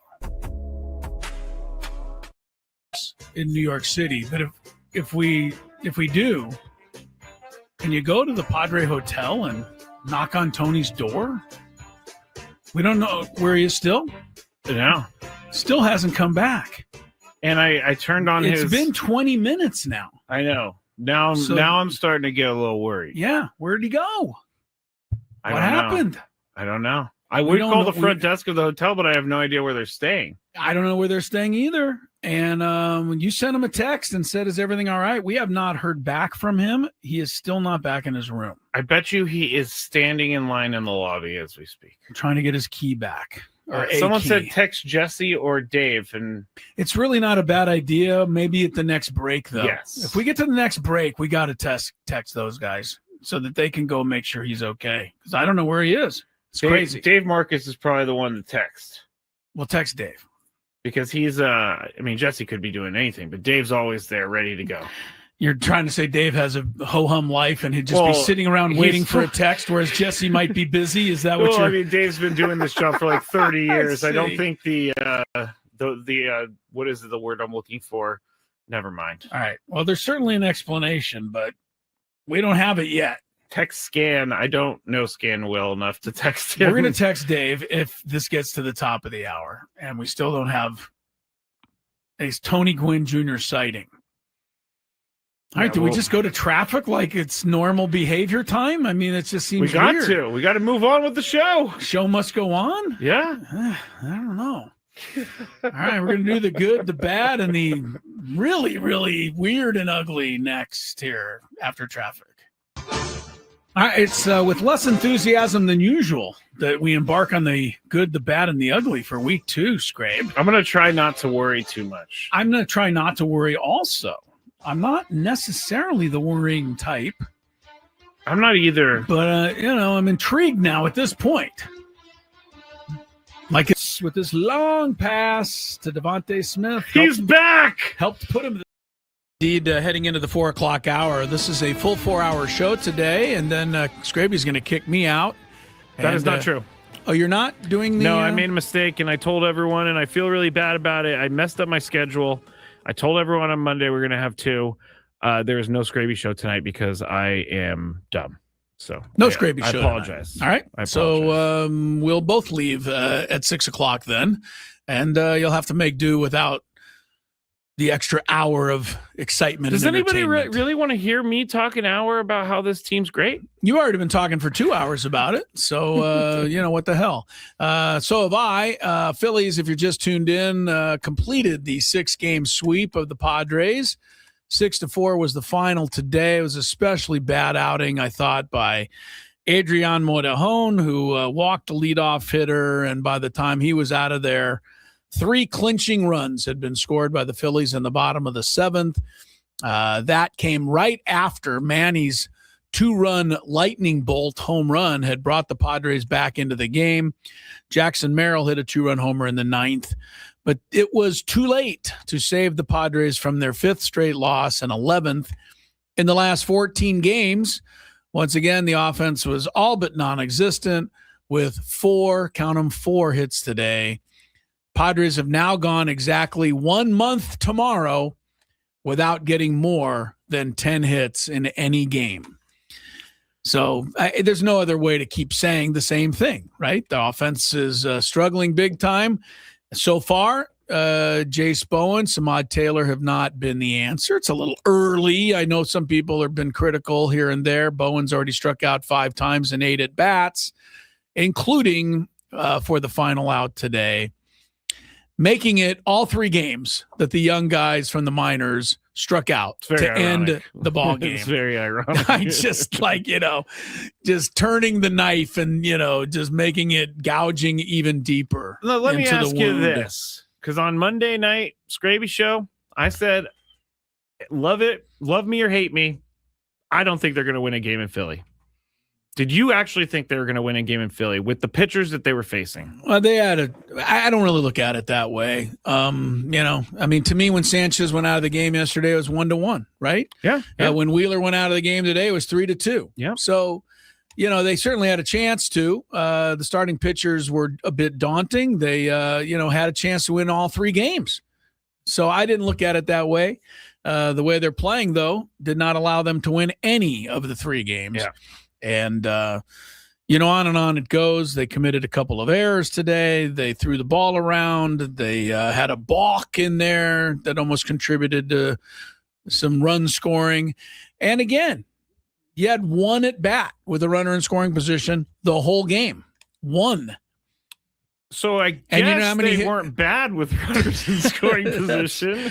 They were in the series, though. They had 1 hit in the entire series with a runner in scoring position. That was Jackson Merrill's hit off Sanchez yesterday. Wow. So, look, it's been a rough go. I picked on Manny, who looked really weird at the plate today, even though he did hit that home run. The rest of his, appearances were kind of strange. He took 7 of the first 8 pitches thrown to him, and they were all strikes. Jackson got the home run. Bogarts went 0 for the series. And, this isn't to be too critical. Fernando was the only player, by the way, who did not strike out today. But he went 0 for 4. And at least to this point, is it fair to say that him breaking through with the home run on Saturday, at least yet, has not exactly opened up a floodgate of home runs for him? No. It's not like he's come right back and been bombing the ball all over. It's kind of been back to the same guy he was before that home run.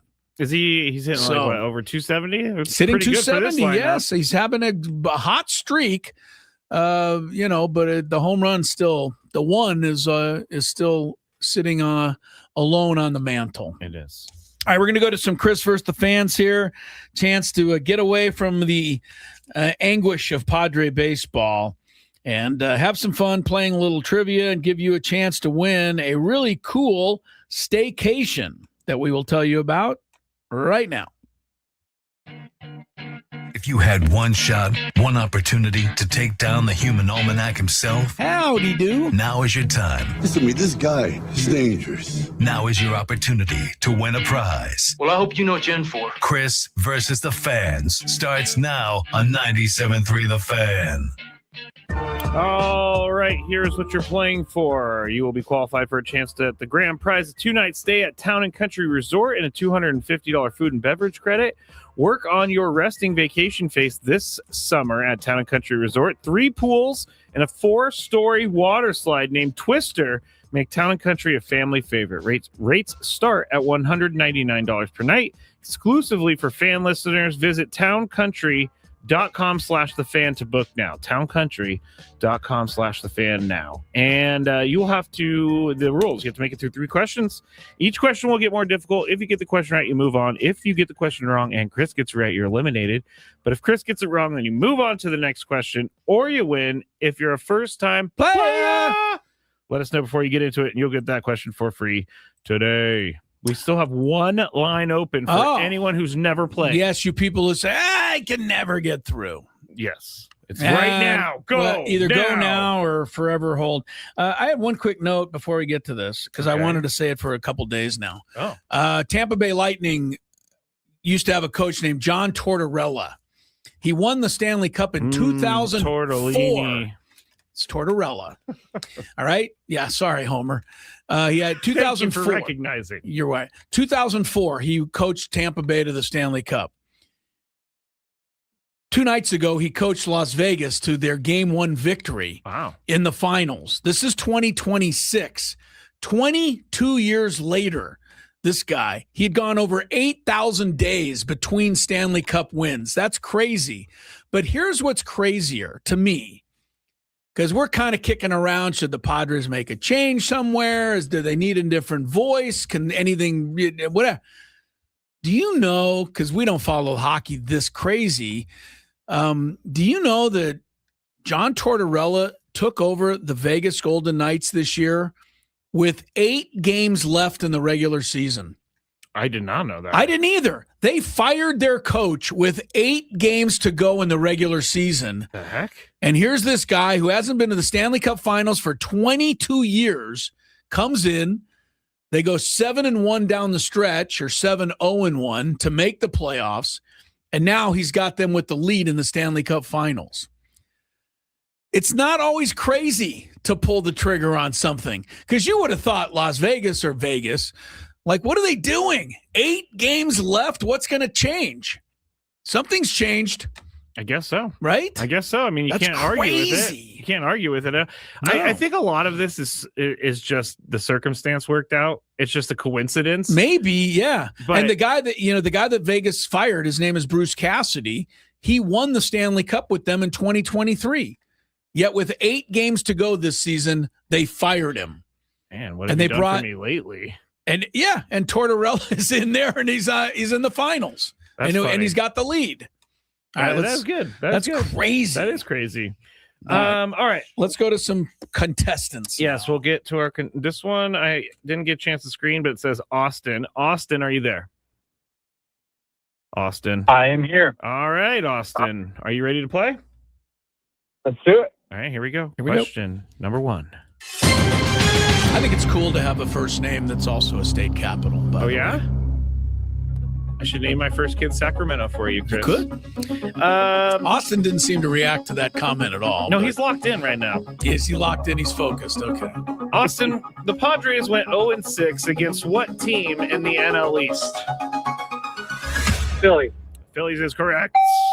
I just hate when the Padres play the Phillies, just because it just never goes the Padres' way. By the way, Phillies have won 24 of the last 29 overall. Proving me right. Yes. All right, second question here. Who was the first Padre to get a hit today against the Phillies?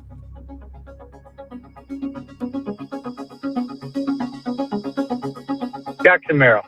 Jackson Merrill. Sorry, Austin. It was Bryce Johnson. Bryce Johnson is correct. Yeah. Sorry about that. Austin. It's kind of an unfair question. It'd be cool if you could go to somebody named Jackson right now, because that is also cool. the state capital name. Oh, wow. But I mean, there's no Brad capitals out there. I don't know that Austin really either got what I said or just had no reaction to it at all. He was like, ha ha, let's go on with the questions. I don't think he really I think he was locked in. Seriously. I think so, yeah. Call back again next time, Austin. Yeah. Let's go to Mike. Hello, Mike. Hey, Mike. What's up, guys? Not too Good much. to have you with us. All right. How are things in IB today, Mike? It was okay. It was sunny. It was typical San Diego. All right. That's something to be grateful for. Yeah, sunny. Yeah. I like it. We're grateful for that, Chris. Yes, we are. All right, Mike, here we go. Question number 1. Which NBA team won game 1 of the finals last night? Oh my God. The New York Knickerbockers. I like it. Knickerbockers is correct. They should be called the Knickerbockers more often. By the way, we haven't really talked about it. Jalen Brunson, I thought, was out for the rest of the year, like next year. He looked like he really hurt his knee. He is. He's quite remarkable. It's about time we start all recognizing that. Well, the finals is a great place to make people recognize you. For sure. Question number 2.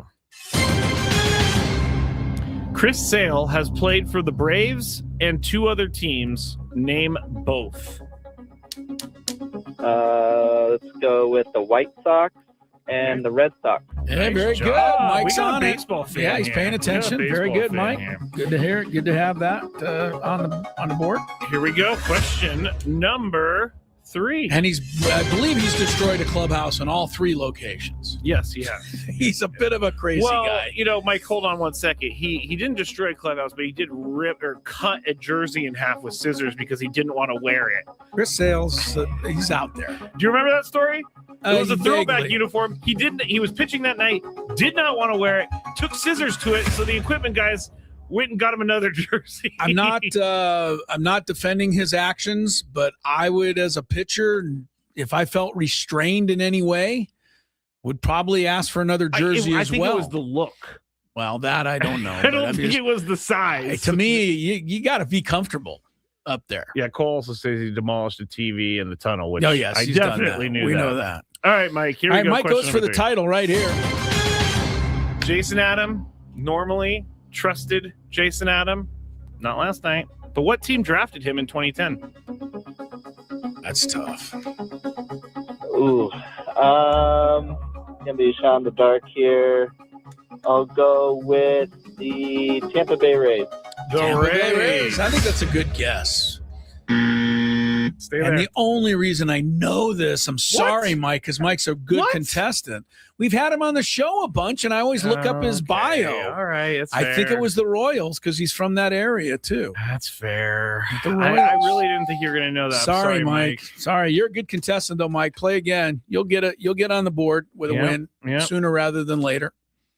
Nice words of advice, Chris. He's like, this guy just eliminated me, and he's telling me sooner rather than later. He will win. I don't doubt it. He was pretty good. Yeah, he was. All right, here we go to Robert. Hello, Robert. Hi, my name's actually John from Bay Park. John John okay, from I'm Bay gonna Park. Change it from Robert to John. Well, there we go. we just discovered you obviously stole Robert's your phone. Yeah, phone. That's my dad, yeah. Oh, that's your dad. Okay, good. All right, you ready to play? Yes, sir. All right, here we go. Which two Padres hit a home run today? Or you can name one. This is question number Manny one. Machado and Jackson Merrill. You got them both. Very good. All right. Only number 6 for Jackson, by the way. Yeah. 6 more than I thought. Well, I know. Hey, Chris, it's been so bad. I've had to put him on the bench in my fantasy team. Like, he doesn't even crack the lineup on my fantasy team anymore. Sad. Sad. All right, here we go. Question number 2. What number does Victor Wembanyama wear? Number 1, baby. Number 1. I had no idea. I had to go look that up. I had to go look it up. All right. Third and final question here. Can I ask it, even though I know the answer? To what? Can I ask the last question? I guess I can. How do you know the answer? You haven't even I know. asked the I would know question. the answer. I just have a cool question on top of what you just asked. That's all. But okay. Save it for later. Save it. Yeah, All right, go save ahead. it. All right, here we go. John. The question number 3 goes like this. What Padres pitcher leads the franchise with 4 seasons of 225 or more innings pitched? What Padres pitcher leads the franchise with 4 seasons of 225 or more innings pitched? That's a tester for the prize. Is it Blake Snell? Blake Snell, he says. Is it current or past? Oh. I think, yeah, I don't know if he got the question, but that, I guess, is part of what happens here. Yeah, I guess so. Because you wouldn't Blake you would Snell never play guess here. Blake Snell. He didn't even play here 4 seasons. You're looking for somebody that was on the Padres and 4 different seasons as a Padre. Yes. They had 225 or more innings pitched. But I'm just going to guess Jake Peavy because he's the most obvious one to guess and probably wrong. Hey, it is wrong, John. So Stay you there, have John. won. I have another guess. Okay. It's too late. But Andy Ashby? Wow, no, you didn't guess the right guy. Oh, who was it? Our guy, Randy Jones. He had 2. I didn't know. I knew he had 2 huge seasons of a lot of innings. I didn't know he had 4. He pitched a. Well, let me make sure now. I'm gonna make sure. Yeah. He pitched a lot. No, I know he did. I just I threw him out because I Okay, knew here he it had, is. He had 2 innings with 300. He or had 2 years with 300. He had a 285 inning year. Wow. He had a 315 and a third inning year. And That's the Cy Young year, 315. Yes, that is. And he had 253 and 263. Yeah, very good. All right, stay on there, John. You've won the big deal today. Chris versus the fans. Here's my question, though. Let's hear this it. is out for everybody. Do we have any prize to give away today? Not today, No. no. Yeah, well, this would just be for fun. I'll tell you the answer when we come back if you don't know. What number does Craig Stammen wear? Right now? Yeah, he's the manager of the Padres. What number my gosh. does Craig Stammen wear? Don't say it if you think you know. I won't. Let people have some fun. We'll tell them when we come back and continue with more Gwynn and Chris. Now, Craig Stammen joins us here, Padres' new manager. And Craig, listen, I've had the opportunity to play for 2 managers that were in their first year, Don Mattingly and the late Ryan Sandberg in Philadelphia. Both of them had their struggles. Even though these are the best of the best type of players, they had their struggles. Where do you see yourself in terms of your staff and leaning on your staff to kind of be able to help you in those first year kind of struggles that many managers deal with at some Yeah, point? you're right. I'm going to lean on my staff a lot. And I remember having, small conversations with Bob Melvin about some of this stuff. And he was talking about some of the things he wished he knew when he was a first-year manager. And this was way back when I wasn't even thinking about this. We were just kind of talking. And he's like, I wish that I wouldn't have tried to do everything myself. He said, I felt like I had to be involved in everything and I had to be a part of every decision. And he goes, it's just not the case. He goes, there's a few things that I do need to be in charge of and as the manager, but I got good people around me. If I got good people around me, I just got to be able to trust them. Right. That'll be the hard part, but we're going to build that trust within the clubhouse, within the coaching staff. So I'm not doing it all myself. We're going to share responsibility. We're going to share the successes. I'll take the blame, and then we'll see where the dust settles. But I'll, obviously, hopefully gain a lot of experience where we get to the end of the season and we're in that playoff hunt. Yeah. That we're rolling and we're humming and we got a good process going. Now, you mentioned, kind of building off what Mike has done here the last couple of years, adding to his legacy. You obviously have your own strengths, though. Where do you see your strengths being able to be applied to this ball club and how it may be of help? Yeah, Mike had so much experience of organizing, how to be a great baseball team. He'd been mentored by many great managers, and he'd taken a lot from those guys. And I just listened to what he had to say about that stuff, and I saw how he did it, observing and listening to how he kind of went about his business. So a lot of the things that he did, I'm going to probably keep doing the same thing. What I think I can add is maybe just I'm a little younger. I got a little bit more energy. Yeah. I've got some relationships within the clubhouse that are maybe a little bit different. Does that give me the avenue to push them in a little bit different way, or like sneak in there to get them to do a few things that they haven't been quite open to in the past? Maybe I don't know. We'll find out. But, I'm going to treat them, with respect and hopefully get that respect back. And we're going to try to make this team as best they can be. Craig Stammen joins us here, Padres' new manager. And Craig, you're clearly coming this with your eyes wide open with this situation. I heard you say partnering on multiple occasions up on the stand there. What does that look like for fans who are listening and may not know what partnering looks like? What exactly is that? Yeah, partnering, it's a give and a take. We have relationships with our families, our moms, our dads, our wives, our kids. It's not always my way or the highway. Right. There's got to be, even in this decision to become the manager, there was a lot of give and take with me and Audrey, deciding what was important to her and what we were going to miss by taking this, what was important to me, what I was going to miss in this, and then coming to a decision that works best for both of us. And I think those types of things can happen throughout the year with players, trying to get them on the field to do certain things in practice or in the game, but like partnering them in the way that's like, it's not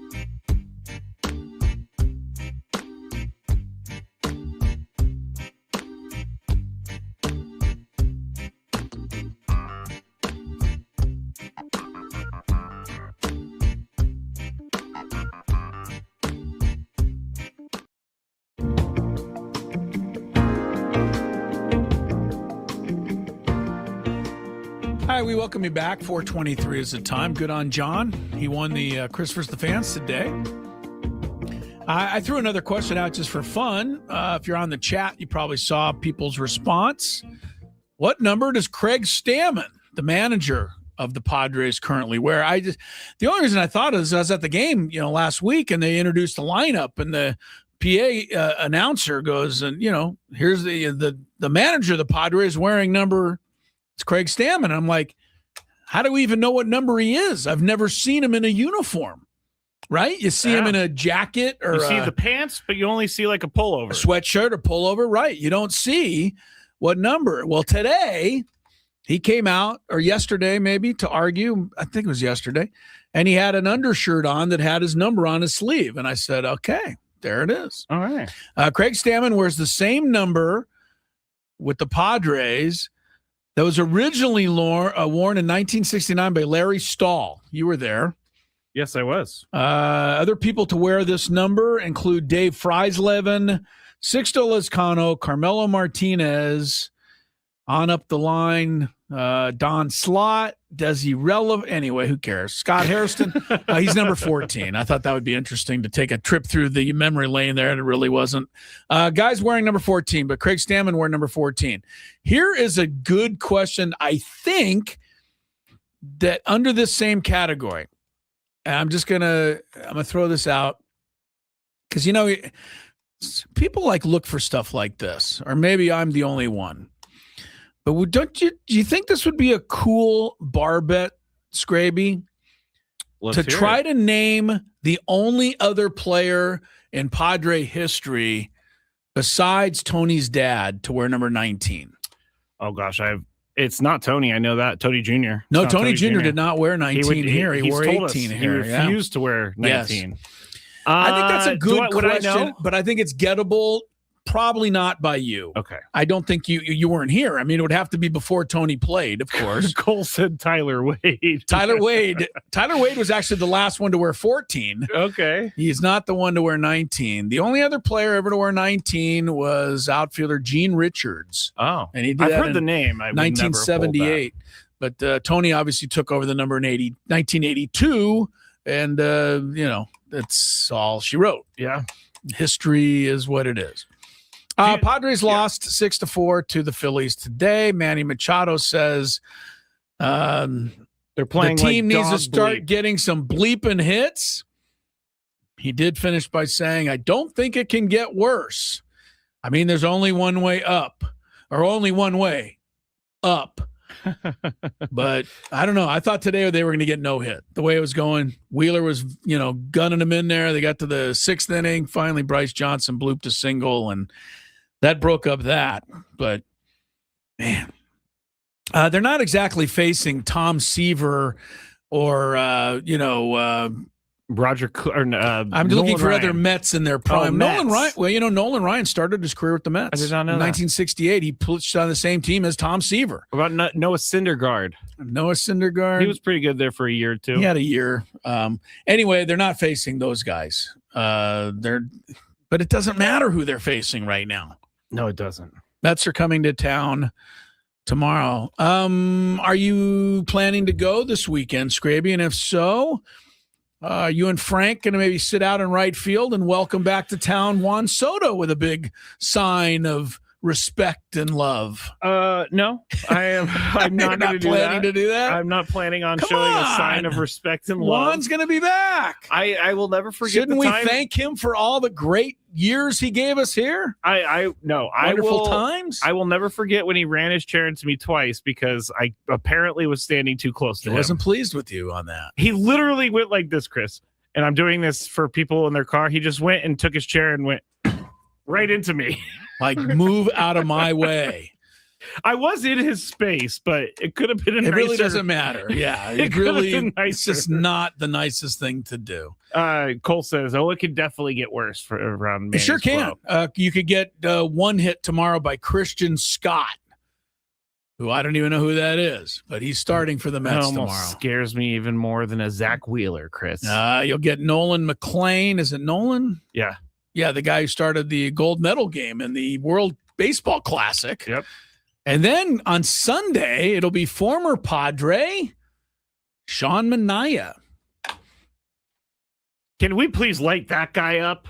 No, you can't. I don't know that you can light anybody up. Oh, come on. You're going back to May 5th. Tomorrow will be a 1 month on the button since they had more than 10 hits in a game. Hasn't been pretty.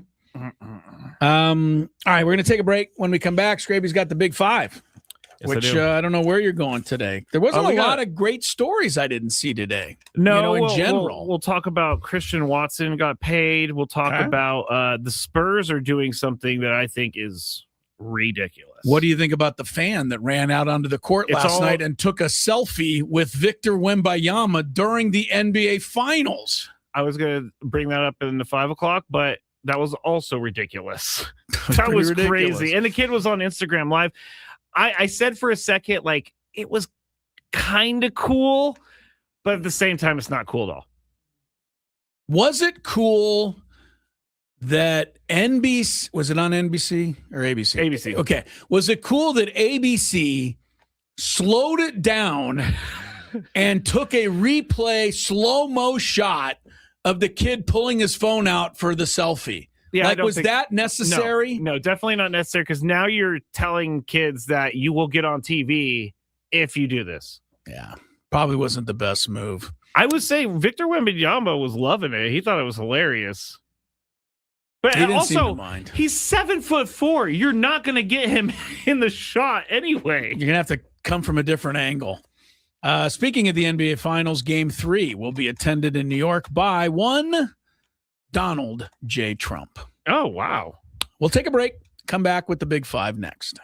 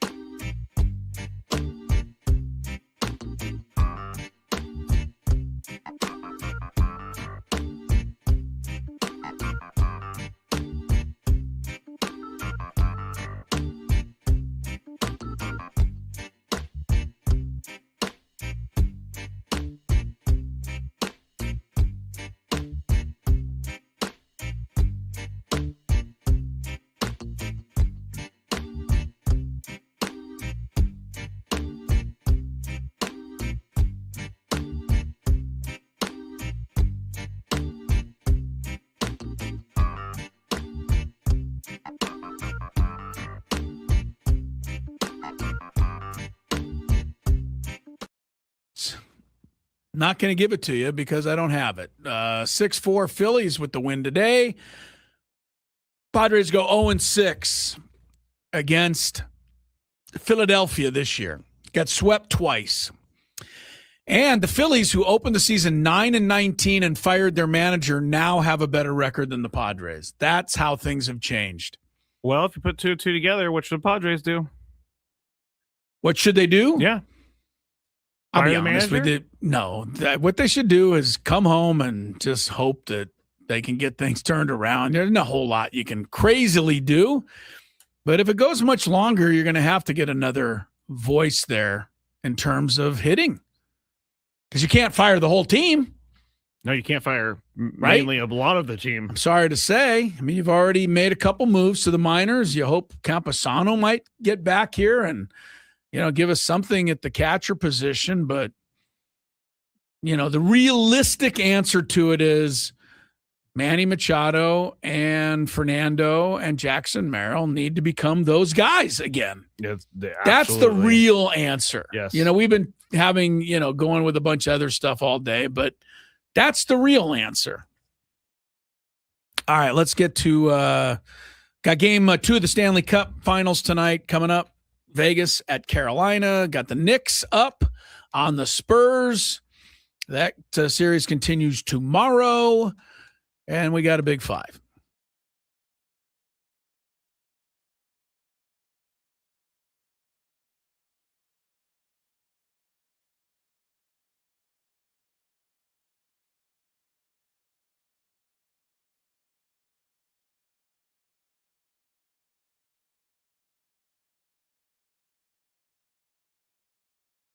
Five starts now on 97.3 The Fan. Chris and I are broadcasting live from the Bill House Studios where we know how. Tony Gwynn Jr. at his daughter's graduation. We'll just get into it because my inbox, Chris, number 5, has been flooded with this question. Okay. So you may remember last year, July 31st, 2025, trade deadline day. Okay. Yeah, I do remember it now. At the maybe nth hour, the end of the trade deadline, the Padres acquired Freddie Fermin for Ryan Berger and Stephen Kolek. Okay. Ryan Berger is now out for the season with Tommy John surgery, so that's not great for him. Right. Stephen Kolek, he has come back. He has done pretty well. He's on this family list right now. But the question for me... So he is pitching for the Royals, though. He is pitching. Kolek. He's only pitched... May 5th was his first start of the year, but so he's been pretty good. Abbreviated schedule for Kolek. He had back-to-back starts where he didn't give up a run. Yeah, okay. He just struck out 8 yesterday. All right, so he's doing a few things.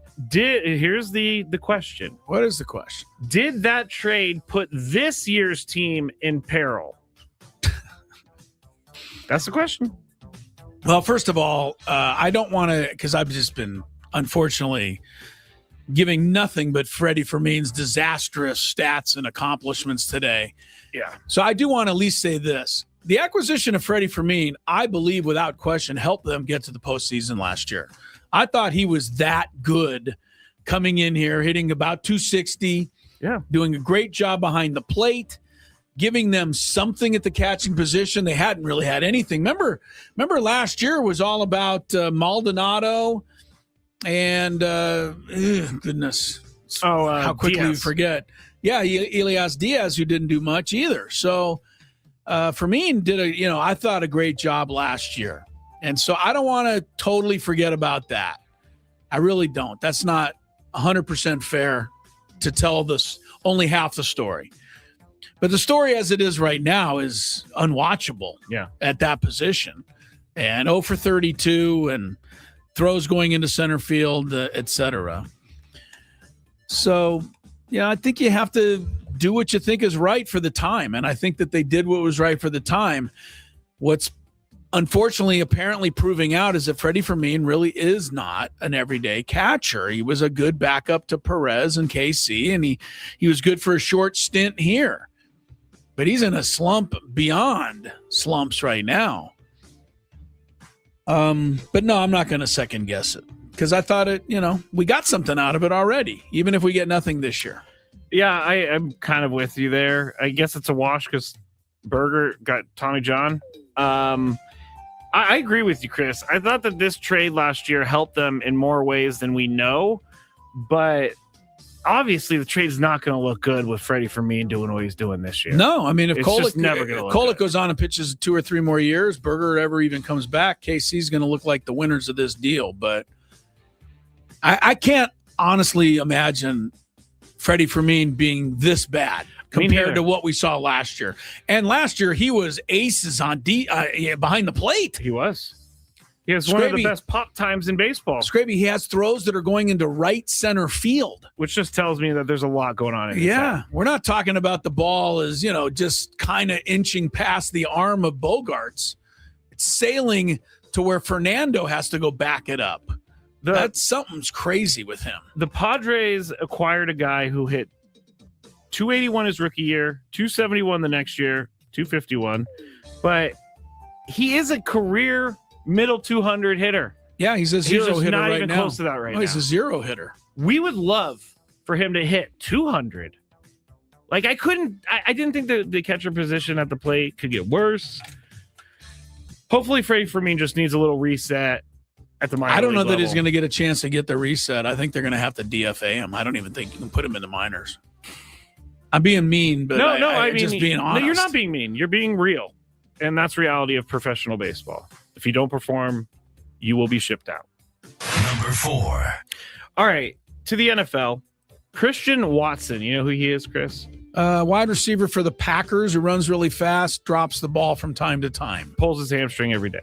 He's a hamstring puller. He agreed today with the Packers to a 4-year, $110.5 million extension that included $31 million signing bonus. And so that's guaranteed cash right there. $31 million. Now, I went to his page because I immediately thought, the first thing I thought was, he never plays. Why are you giving this guy money? He's missed 20 regular season games over the last 4 seasons, and he's never had more than 620 yards receiving or 41 catches in a season. So I'm up first. Is he worth this money? I know I can hear Tony say it in my head. He's worth what people are willing to pay him for, but no, this is a bad signing. This guy's always hurt. $110.5 million for the next 4 years for a guy that continuously misses games and doesn't have a great season to really show on your resume. The one thing he does do is he scores a lot of touchdowns. Other than that, he's unavailable and he doesn't catch a lot of balls. Chris? I can't believe they would pay this for him, but here's his number of catches last year in the games that he did play. Yeah. 4, 2, 2, 4, 5, 4, 4, 3, 2, 5. Does that sound like a $130 million guy to you? No. I don't know how some of these guys do it. That they're able to convince teams of their greatness without even being close to being great. But yeah, Christian Watson's faster than hell. Maybe that's what it is. I don't know. I wouldn't know. I think you could get that production for that kind of money. It seems like you could spend it a lot wiser. My assumption, though, is that they're just grooming him so that they can send him down to the Dolphins with all the other crappy former Packers. I don't know. I could totally see Christian Watson in a Dolphins he'd uniform. be perfect, wouldn't he? He'd run down the field. He would be so fast. And he'd drop it. He'd be wide open. I think this is stupid. So what can I tell you? Stupid for everybody but Christian Watson.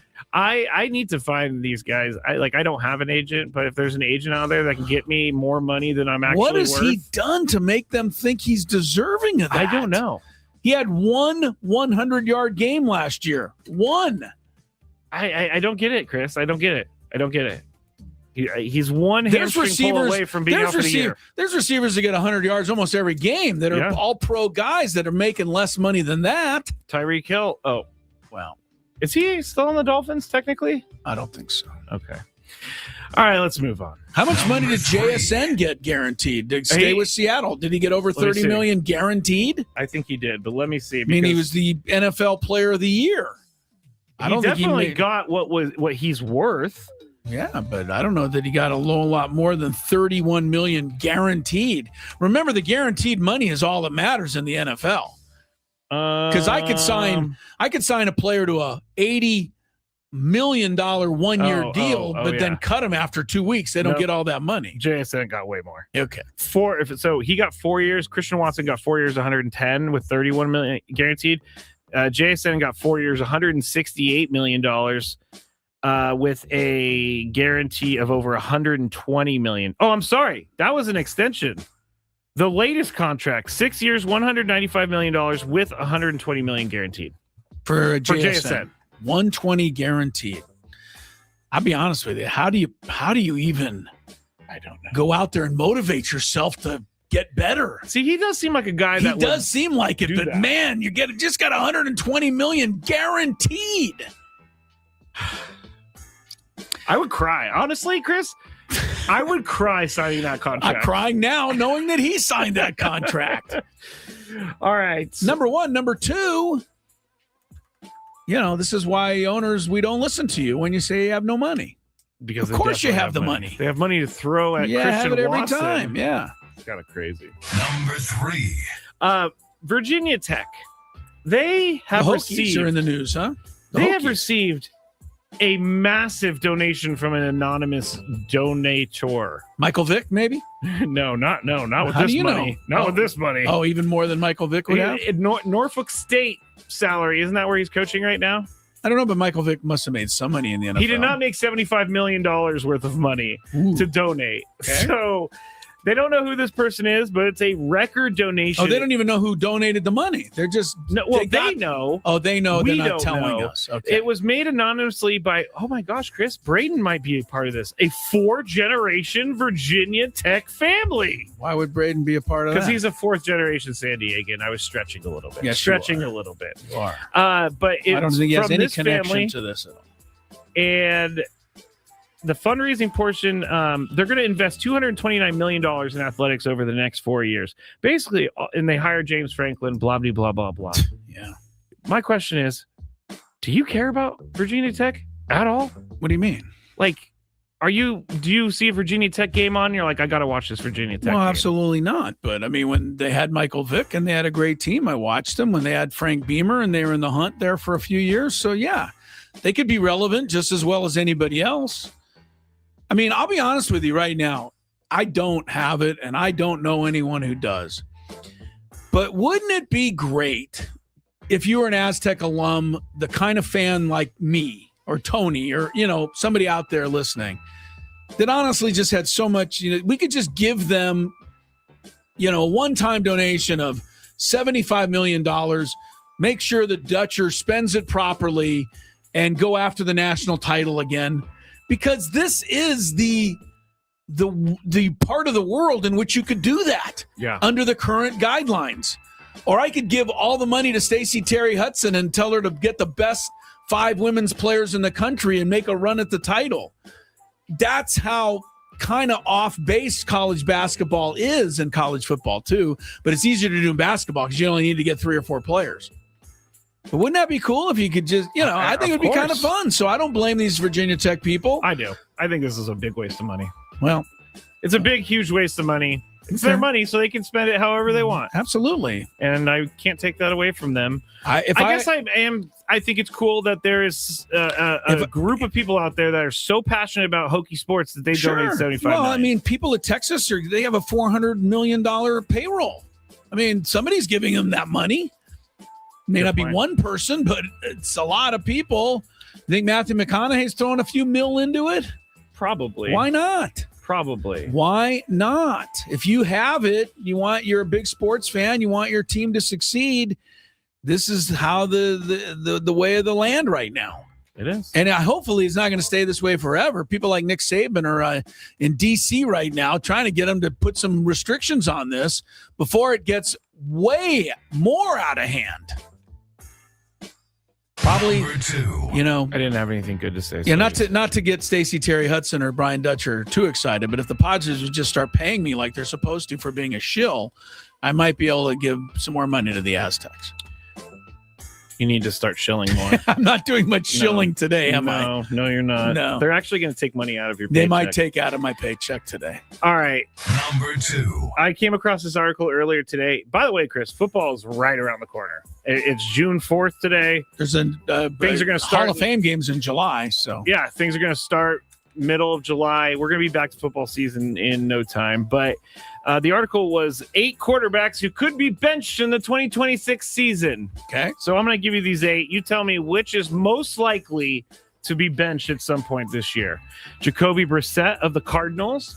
Your guy, Tua Tagovailoa of the Falcons. Is he going to be starting? Do we know this? No, but they're going to give him the starting in this argument. They're going to give him the starting job in this argument. So far, I think both guys. 2 for 2. Deshaun Watson of the Browns. 3 for 3. Daniel Jones of the Colts. Kirk Cousins of the Raiders. Didn't realize I guess he's the starter. For the Raiders. He'll get benched for sure. Kyler Murray of the Vikings. Malik Willis of the Dolphins. He won't get benched. They have no one to go to. And Geno Smith of the Jets. I don't know. I think Geno Smith. I think Geno Smith makes sense to bench him. It's certainly Cousins. I mean, after the Raiders start 1-8, they'll get Mendoza in. Yeah. Right? Yeah. Malik Willis isn't going anywhere. No. The Dolphins already know they're going to be 0-17 next year, or they're planning for it, and they want Malik Willis just to be the quarterback going forward. So he's not going anywhere. But the rest of those guys all have a chance to be supplanted. I think the only person on that list because Jacoby Brissett, terrible franchise. Like, the Cardinals are not going to win this year. So why would they need to change a quarterback? The only person I think, Chris, it's got to be Geno Smith. It's got to be. You think he's going to get benched with the Jets? He did not look great last year. Hall of Fame game is August 6th. Okay. So we got to wait a little while. It's a good game. Really good matchup. Oh, yeah. It's, what is it? Carolina and Arizona. They're getting 2 big clubs out there for that one. They spared no expense this year on this one. Number 1. All right, I saw this online, but the Spurs have done something that people are very upset about. A Spurs fan who had season tickets tried to sell their playoff tickets or finals tickets to through like a third-party service, and they received this email. Tickets associated with your account have been identified in connection with resale activity utilizing unofficial or unauthorized secondary market sites in violation of the applicable ticketing terms and conditions. Accordingly, here's the big part. Your season ticket membership and related ticket privileges are revoked effective immediately. And if you've made deposits towards next season, they will be refunded. This is a no questions asked policy. And a lot of people think it's unfair. We're going to have to talk about it. Well, the question I would have real quick, did they announce this was the policy, or did they just stick it to these people? I've done a little bit of research, and I have tickets? not seen that they specifically said you cannot do this. It's probably in the fine print somewhere. Well, then they're going to have a lawyer or 10 involved. Or 10 is right. Yeah. It seems to me if it's your squad or your organization, you should be able to make whatever rules you want. But at the same time, those are pretty harsh. So what if you've been season ticket holder for 30 years, or you've been in line forever? I don't know what we're going to do to make it a happy hour, but we'll try. It's next on Gwynn and Chris.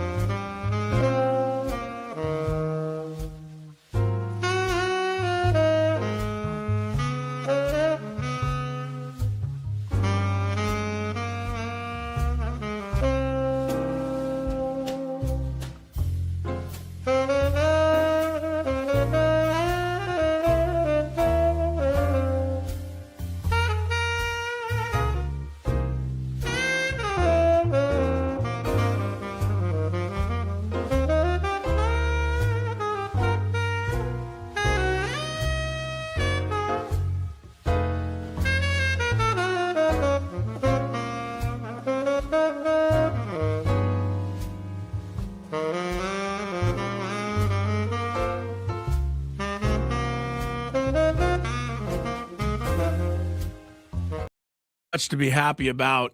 As a matter of fact, I'd say there's nothing to be happy about, really. It's been a tough week. Brown jerseys looked okay today. By the way, Philadelphia Phillies, I can't get past it.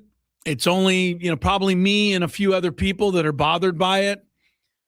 But the uniforms they wore today, the light blue ones, those are their road uniforms from the early 1980s. Oh. And it's just weird to me. Those are what they wore when they weren't at home in the 70s and 80s, when they had Mike Schmidt and Luzinski and all these guys. I just think it's weird that that's become an alternate home uniform now. That throws me off. But then again, I don't like it in the NBA Finals or any time where the Spurs are wearing black last night and the Knicks on the road are wearing the white. I just think the home team should wear white the way it's been my entire life. But the NBA has boxed and changed that the last 5 or 6 years. Things that do not bother me at all. Right. Nobody else even notices it but me, probably. But yeah, I guess now in the NBA, the home team's allowed to wear pretty much whatever color they want. And then the visiting team has to just adjust from there. That the Phillies probably did that because they wanted to sell the home jerseys. They just wanted to sell more jerseys. Sure, I get it all. I understand it. Doesn't mean I like it, Skraby. I get it. All right, so there's nothing good to tell you about the Padres. We've given you the numbers all day long, right? They've lost 11-14, 5 in a row. They're 32-29. They're barely even over 500 now. That's the scariest part to me. Yeah, they've fallen behind 6 other teams in the National League standings, which means if the playoffs started tonight, they would not be in them. And, just to kind of add a little fuel to it, the Phillies, who started 9-19, fired their manager, now have a better record than the Padres do. So it's hopefully reached a low point. Manny Machado said there's only one direction to go, and that's up. Guess what? If they get shut out by the Mets tomorrow night at home, the direction will be down. I'm not coming to work on Monday. You're not going to come in on Monday? If they lose the series, I'm not coming to work. Don't tempt people to root for the Mets tomorrow night. By the way, they said apparently they wore the blue jerseys here for a game too, so maybe they wear. Well, they can wear them, I guess, either home or road. Yeah. But those used to be crazy. Only their road unis way back when. But here's the best thing I can do for Padre fans, because misery loves company. And if you look around baseball, the Padres are far from alone. Toronto Blue Jays were in the World Series last year. They've currently dropped 4 straight. They're in 4th place, 8.5 games out in the AL East. They're not even at 500. Detroit Tigers, who won the division 2 years ago, got to the second round of the playoffs last year, were favored by some to go even to the World Series this year, are 13 games below 500, and that's with a 3-game winning streak. So they were even worse earlier in the week. Houston Astros, perennial AL team, 7 games under 500. Mets, everybody knows how bad they've been, 8 games under. I think the Cubs are the best example of misery loves company right now. Cubs are only 2 games over 500 at this point. Wow, I didn't realize that. After they won 10 in a row twice this year. Yeah. And they won 15 in a row at Wrigley Field. They have now lost their last 8 games at Wrigley Field. Baseball can do it to you. Yes, it can. And it's not just the Padres who have suffered. So, like I said, misery loves company. We have some company. Unfortunately, it only makes you feel a little better until you go out there tomorrow and try to win a game, which you must do. Michael King will pitch tomorrow night. Mets and Reds coming in on this homestand as the Padres look to get things turned around. The NBA Finals last night surprised me. I'll be straight up. I thought the Spurs had the better team. I thought they'd win this series. They still might. It's 1 game. But here's what happened to the Spurs last night, I believe. Finally they got a little bit intimidated by the bright lights of it all. The thing with the Spurs, they are really young. Yes, they are. All these guys are like, brand new draft choices. Wembanyama's not even 22 or, whatever. Castle's 21. I mean, this is one of the youngest teams ever to be in this position. And so far they passed every challenge, right? They beat OKC in Game 7 on the road. They've done all this stuff. You just assume that there's nothing that's too big for them. Last night it looked a little too big for them. Now, that doesn't mean that now that they've got their feet wet, they can relax, settle in.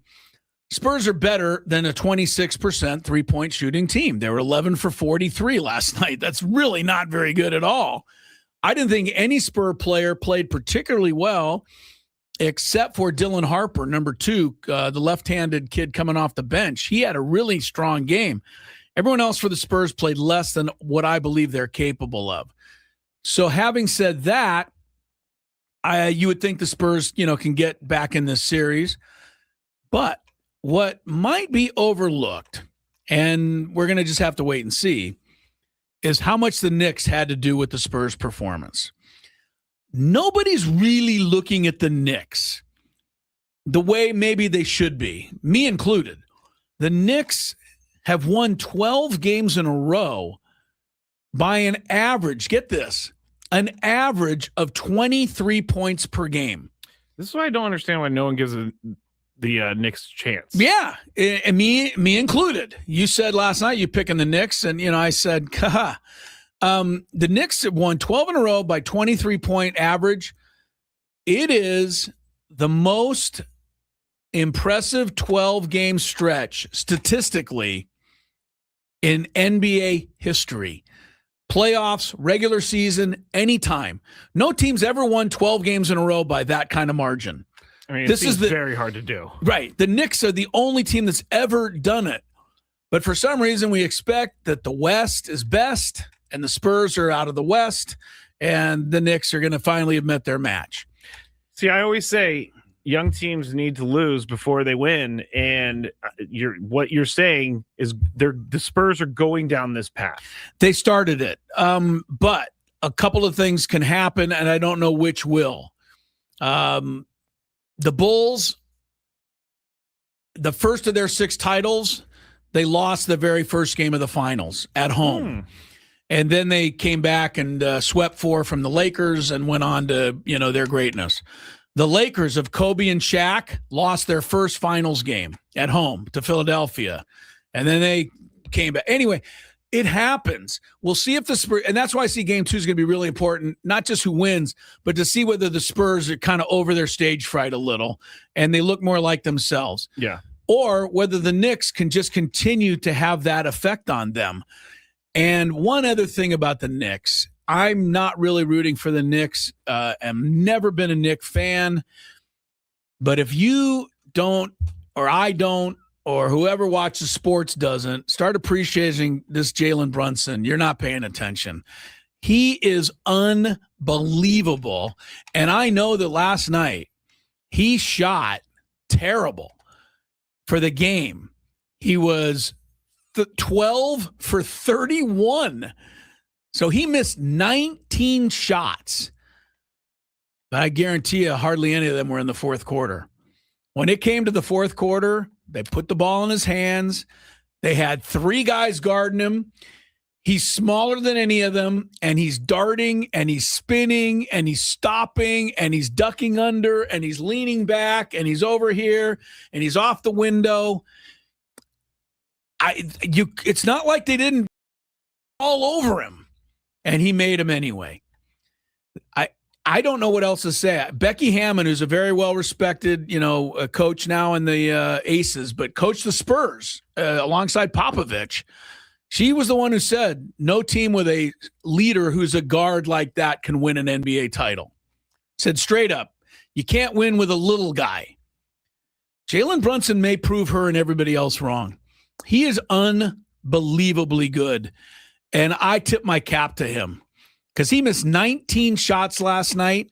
He got knocked down. He got shoved. He got pushed. He had 4 turnovers. He went out of the game with a knee injury. He got slammed to the floor and complained to the official about it and got no response. He got in an argument with the fans at the end of the game and had to be restrained I did see that too. by one of the officials. And through it all, All he did was win the game for the Knicks. He really is something. And, they outscored him 11-0 to finish the game. That was almost all Jalen Brunson.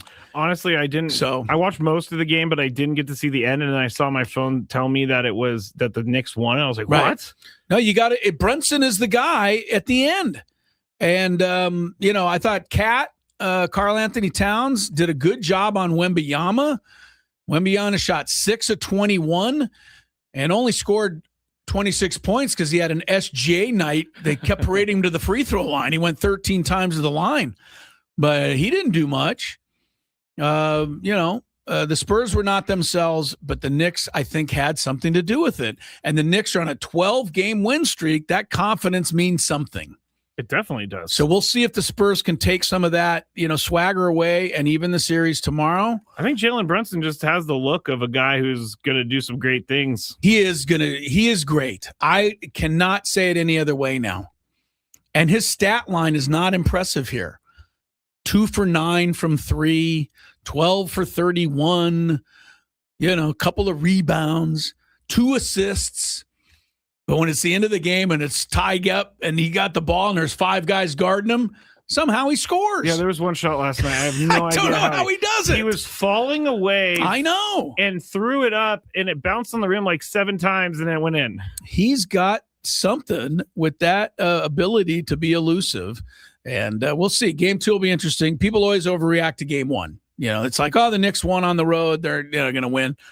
They might, but, we'll see. All right. Coming back, more Gwynn and Chris ahead. I got something for us. It's about time you bring something to the table. Yeah. I finally started working. You finally get to contribute? Yes. All right. Well, we'll see what you contribute with when Gwynn and Chris continues.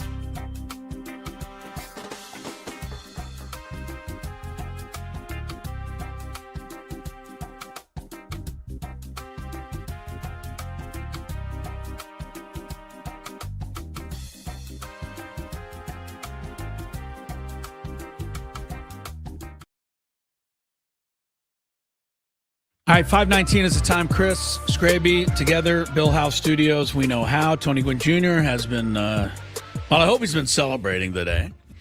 Me too. Graduation of his eldest today from high school. There's certainly a celebratory day in the Gwynn household. Yeah, Tony, if you're listening, don't look at your MLB app for today. Just forget about today's game. Just move right past it. Enjoy your nice day. Well, if I know Tony, enjoying his nice day would not include checking in on you and I. No, I'm saying the Padres game. No, I know, but you said if you're listening right now, and I'm saying he's not listening. That's right true. now. Do you listen to us when you're not on? Because I can't do it. I would probably want to jump through the radio and wring your neck half the time. That's why I don't do it. By the way, on Monday, I'm filling in for Braden, so I'm going to be doing the midday show from 10 to 2. And on the way home last time, I was listening to you guys, and you guys kept taking shots at me, and I can't say anything. That's the weirdest part to me, is that you guys just have carte blanche. Yeah, how dare you leave us like that? That's what you're playing with fire on that. 6-4 Phillies was the final. Enough about that. You wanted to bring up something, though. Yes. Talking about longtime season ticket holders. And Ted Leitner was on the roundtable last week. We didn't have a roundtable today because the game was this morning. But one of the things that Ted talked about, I think, is what you want to kind of get to a little bit here. He talked about the fact that, I mean, he was at the franchise, as the play-by-play voice from, the beginning of time. And as Ted said, there was so much bad baseball that what we're having now, it's hard to be that upset with it. And I think the point you want to make, or that people are, tell me what you want to bet, because I think there's another way to look at that. I was checking Twitter last night to see how much everybody was loving the Padres, and I came across this. Someone tweeted, "It's so easy to spot the people who became fans after 2020. Y'all cry over a little losing streak. I promise you don't know what real struggle is." And then someone quote tweeted that, and she said, "Not going to lie, I'm tired of this take. My dad has been a fan since 1969. He's never been more frustrated by a core of players than this team. The years and years of bad Padres baseball was easier to accept when we didn't spend. It's not acceptable anymore. Fans can and should be complaining." So my question is, just because you've been a fan of the team for a very long time, does that make new fans exempt of feeling bad about where this team is at right now? Like, do you have to put in a ton of time to be able to complain about the team? Or if you jumped on the bandwagon in 2021, do you have to wait because you haven't seen bad baseball yet? Well, first of all, I think complaining, even if you're a first-year fan, like there might be some people that are 12 years old, right? They're kind of just paying attention to it for the first time. I'm more talking about adults. Right, I know what you are. What I'm saying is, I think you have every right now, as a fan of any length of time of the Padres, to be frustrated and a little bit upset right now. What the, tweeter or the person you... which one, the quote tweeter or the original tweet? No, the quote tweeter said, I think it's fair. The Padres had 13 losing seasons in a row to start off Padre baseball. All right? Or I should say 12 out of 13. They also had a stretch in the 80s or 90s there where they had 9 straight losing seasons. But those teams sucked. Do you know what I mean? They were terrible. Right? So, when they got out of the gate 5-13, you just kind of went, well, here we go again. We didn't expect much. And, it'd be nice if we could catch a little lightning in a bottle. But you had 9 losing seasons there. You had 12 out of 13 early. So those teams were nothing that you were even counting on to give you any joy, really. Yeah. Whatever they gave you was appreciated. Yes. The fans, the crowds, they've always kind of hung out over the 2 million mark, which is really a credit to everybody here. But it wasn't nearly the same atmosphere as you get now at Petco Park. No. And this team is now coming off of 6 consecutive winning seasons, right? Am I wrong? Wait, I missed 1, 2, 3. I don't think they've had. I take it back. 4 winning seasons in a row. Were they under 500 in 2020? Yeah, 2021 they were under 500, just barely. What was Remember the they record? collapsed at the very end. Trust me, Chris. I did all the post games. Yeah, they ended up 79 and 83. But they were over 500 all year, and then they just fell off. I think they had a 10-game wild card lead, and they just went let it kaput. die. Yes, they went completely kaput that year. Juan Soto, dragged him down with him. I'm joking. I think what I am starting to turn. Soto the corner didn't even on, come in 21. No. He didn't come till 22, so that's not his fault. What I'm starting to like. Just because you tortured yourself since 1969 doesn't mean people can't complain. And I'm getting some comments on the chat for this. Mike says, I think the point is that bandwagoners are much more likely to complain because they've only seen the good years. K-Law says, two things can be true at once, but the bandwagoners think every loss is world ending. I think there's longtime fans who think every loss is never ending. Yes. I rooted for the Dolphins since before the perfect season. I take every loss as hard now as I did then. All right. Most people that are, I'm a 50-year fan. There's a 7-year Dolphin fan who's never seen them win a game. That's true. Practically. I was going to say, what? But those fans probably don't love it. Most fans don't like their team to lose no matter what the circumstance. But I do think it's fair if you're a longtime Padre fan to have bigger expectations for this team than what they are currently, giving us. Everyone can have the same expectations for this team. And right now, they are not living up to the expectations at all. Not really. Is that on us? Should we have not expected for more? No, I think we should have expected for more. We've got, some highly paid players out there that should be doing a lot better. I do co-sign on this K-Loss thing. I think the thing that irks me the most is when they immediately call for a rebuild. I agree with that. I've seen so many, it's time to trade Mason Miller. It's time to do this. It's time to do that. It's time to rebuild. The owners are going to gut this team when they get it. That's not helpful. New owners? Yeah. That's not helpful to anyone. I don't know. I just think ever since the new owners came around, the Padre offense thought. No, I just think the Padre offense thought that 1 or 2 was a good score because that's the way it is in soccer where they own the Chelsea. Oh, I see. The 1 or 2 is, acceptable. I see. That's like 2 is like 9 runs. They've been 2 or less in 8 of the 14 games during the stretch. That's not winning baseball in any way. But yeah, I think you're going for your 6th winning season in the last 7. I think you have a right to expect some more. And I think that when you've got the kind of players you have, unless you had, widespread injuries, then there's no really good excuse. Yeah. And yes, the injuries that are the big ones are actually Musgrove and Pavetta. Yes. Those are pitchers. Yeah. That doesn't explain. No, the hitters are why they can't hit. The hitters are still healthy. They're just not hitting. I mean, the ones that aren't healthy weren't hitting at the beginning. Jay Munoz says, I'm 50, been through a lot of bad seasons. I just want to see a championship parade at least once in my lifetime. I hope you get that. What's Jay Munoz? Yeah. Are you kidding me? I'm talking about a parade since came out of the womb. We have no parades. No parades, and it all goes back to Juan Cabrillo. We're in the city of no parades. I think you're spot on with your Juan Cabrillo thing. I don't know when you said that years ago. What was the story on that? You said that when Juan Cabrillo came to San Diego back in the day, he made a deal with the gods. Saying, that we would just have the best weather of all time. Best weather of all time, but your sports teams will never win a championship. And Juan Cabrillo took that. And he took the deal. And so now we're stuck with Juan Cabrillo's deal. Great weather, but no parades. No parades. I probably shouldn't have picked out my parade spot last year when I thought they were going to go do something. That was kind of a moment of genius by me back in the day. That was. The Juan Cabrillo thing. It created an account. There's a guy, Rod, who goes on there as Juan Cabrillo and tells everybody salutations. 6-4 Phillies. Bummer. Jace Bowen started out 1 for 8 with 5 Ks. So are we giving up on him? Should we expect anything? That and more about the Padres minor leaguers with the excellent Sam Dykstra of MILB.com is still ahead. From the first pitch of the year to the biggest games.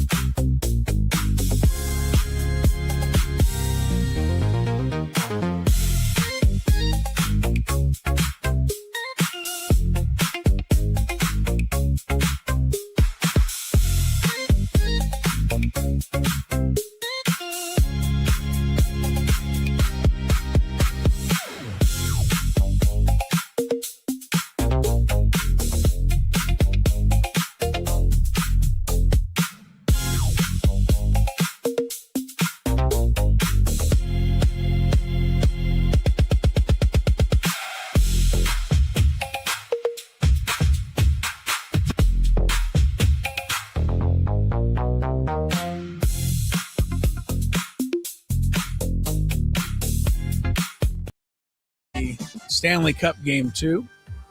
Golden Knights and Hurricanes 0-0. 8 minutes gone by in the first. Crisello, Tony Gwynn Jr.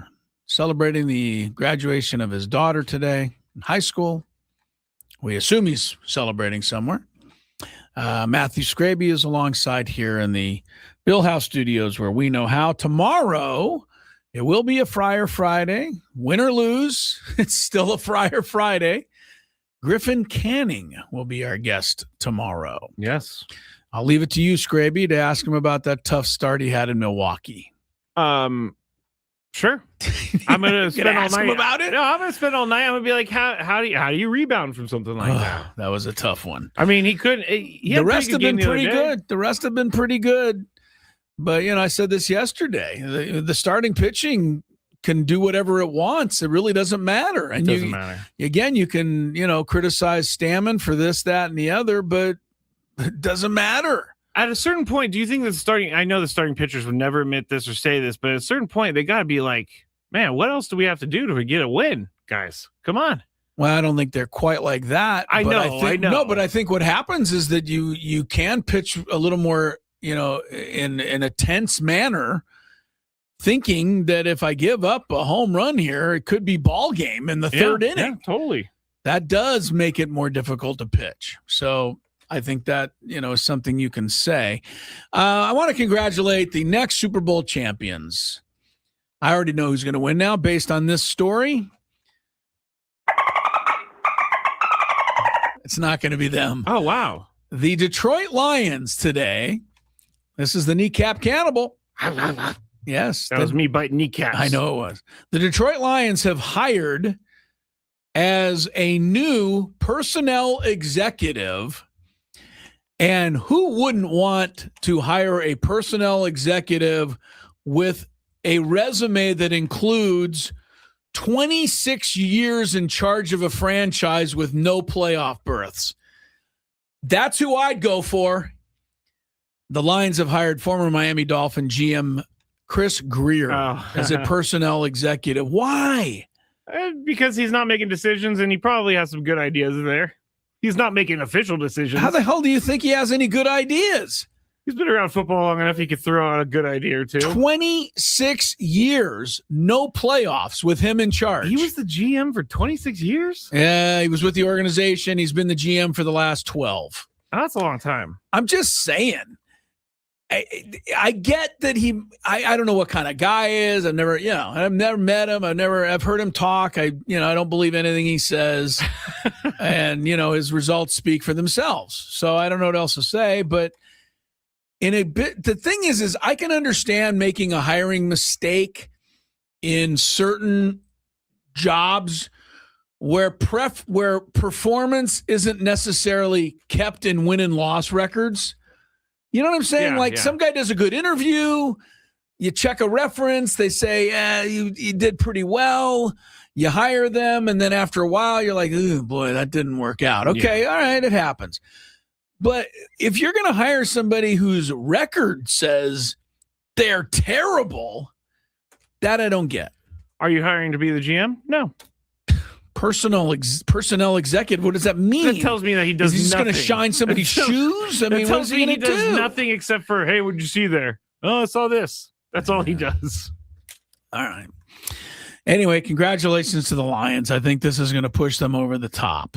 Me too, Chris. Me too. I think their rookie tore an ACL today or yesterday.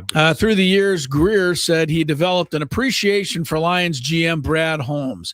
I bet he would have an appreciation for him. The guy just hired you. Yeah. Despite the fact you're one of the worst at your job in NFL history. That would be pretty funny if he was like, yeah, I'm just kind of whatever about this guy, but thanks for hiring me. Like, what else is he going to say? Look, you say the same thing I do. You don't like it, and I agree with you, when they're recycled people hired that didn't do well, like have proven they're not very good. That I get it if a coach gets fired, circumstances, but they had some success, and you say, hey, I want this guy.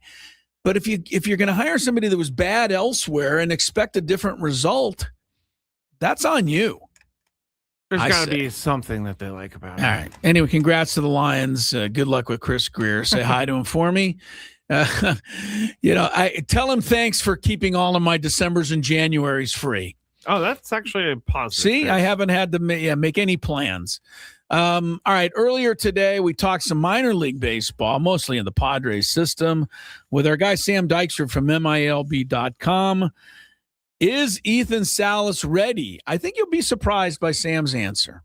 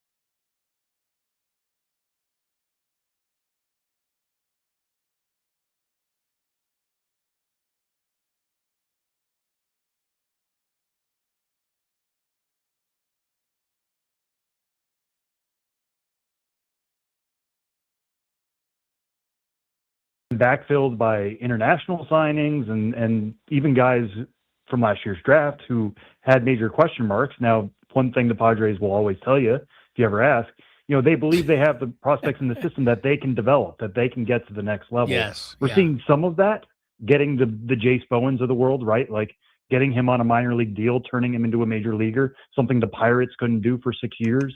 That's promising, but it's still, outside a handful of names that I'm sure we're going to talk about here, there's not really many guys knocking on the door ready to help. It also seems like the names that you would talk about are all arms. And right now they don't necessarily need arms. Sam, let me ask you about Jace Bowen and Samad Taylor. Just your first thoughts. Taylor has had a little major league experience. Was with the Royals a couple of years ago. Went, I think, 12 for 60, had 8 stolen bases, which is promising. Had a cup of coffee with the White Sox before coming to the Padres. Jace Bowen, you talked about and mentioned him. The Pirates couldn't do much with him. This guy went all the way down to the Australian Baseball League in 2023, trying to kind of work his way back from there. It's taken him 8 years to get to the majors, or 7.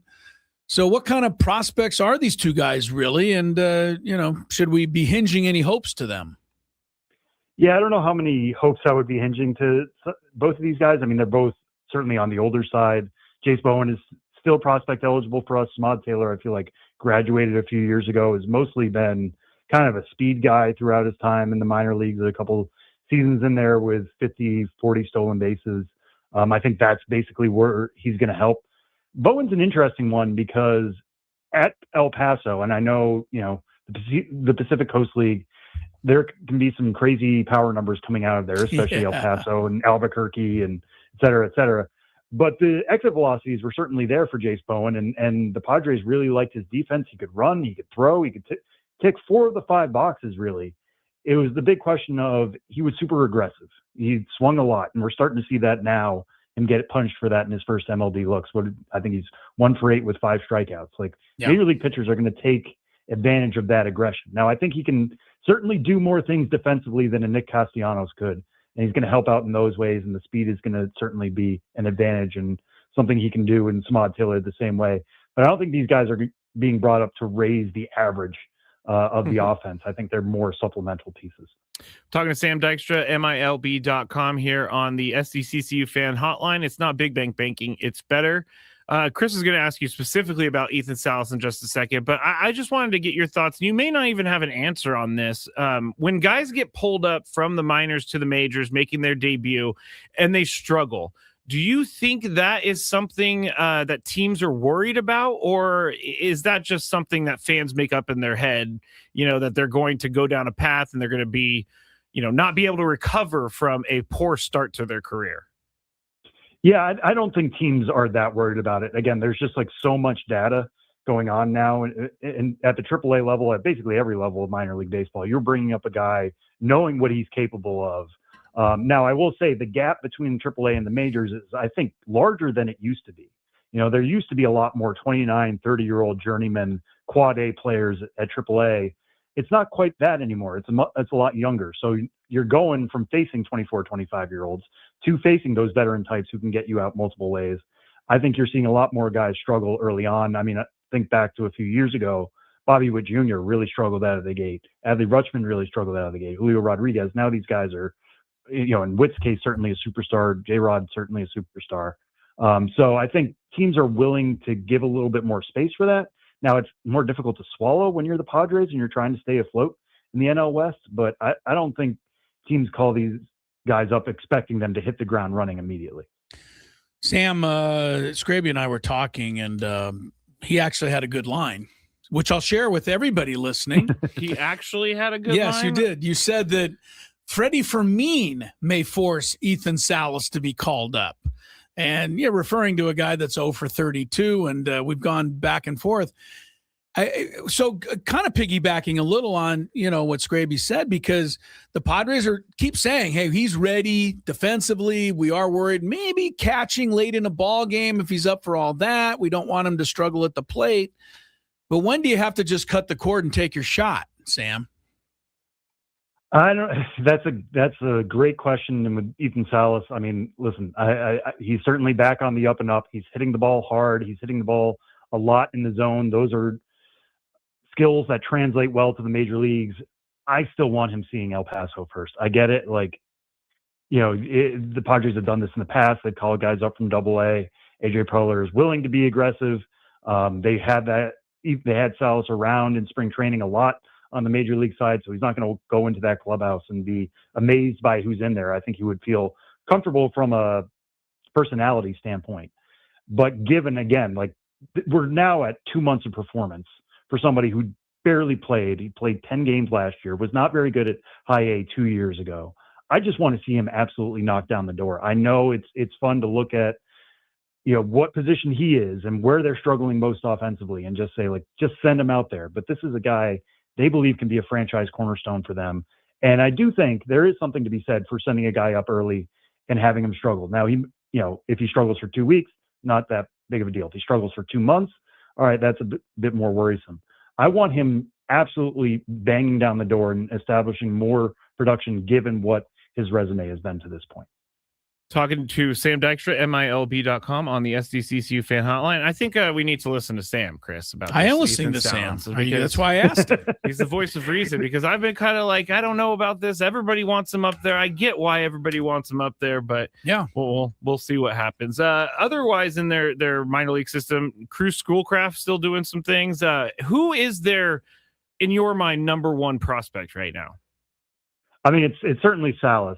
Without a doubt. Yeah, that was a bad question. Other than Ethan Salas, who is your number Who's their one number two? Yeah. No, I think that's one that I'm banging around myself when I knew I was going to be talking to you guys. I was trying to think if I were to reorder the list right now, because I think Cruz Schoolcraft, we still have in the top 100. I think he's certainly slipping out of that. The control is not that what anybody expected coming out of the gate. He's only 19 years old, and actually he had a start the other day in which faced 18 batters, struck out 9 of them. So you can see the promising pieces there, and the velocity is there. The changeup's really good. I know he's been working on the slider a lot, trying to find something consistent with a breaking ball and using single A Lake Elsinore as a development stop, which is what you want. You want these guys figuring stuff out now so they're more finished products by the time they get to the upper levels. So I'm not overly worried about him. I wouldn't kick him down to 7 or 8 yet, But you look at Cash Mayfield, who is performing just as well as he did last year.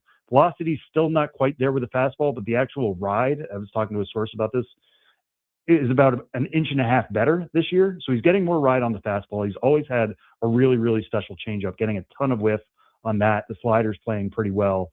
I think I would give him the leg up on Schoolcraft and Mendez. Miguel Mendez, I think he's somebody who certainly could pitch for the Padres at some point this season. In what role, TBD, because he's on the 40-man, but fastball sitting 96, 99 again. It's certainly there. He's getting a ton of whiff on the slider and the changeup. I just think Mayfield has that right package of he can work you top of the zone, he can work you bottom of the zone. He's got the changeup so he can be a little bit more split resistant. It was a close call between Mendez and Mayfield on the preseason list. I think Mayfield's jumped above him just because handedness, youth, and the trajectory that he's currently on. Sam Dykstra makes me feel smart after I interview him, and all these guys. Too. Ask me anything now, and I know what I'm talking about. Yeah, Cruz Schoolcraft, he's got control problems. He's had some problems, yeah. Sam, before I let you go, and this is a little bit of a curve that you may not have been expecting, but I'm going to trust you can hit it. There were some reports, and we're grasping now because the team is doing so badly. There's some people say that Mason Miller ought to be traded to the Yankees, and that there's some talk about this, and it would be like a 4 or 5 player package. And a part of that package the Yankees could offer would include a 21-year-old outfielder, George Lombard Jr., I believe. I'm looking at some of his numbers. He had a great Double-A and promoted to Triple-A where he's hitting 196. Jason Dominguez is another guy in this name. This is all speculation at this point, but are these the kind of names that should intrigue us if there was really something like this afoot?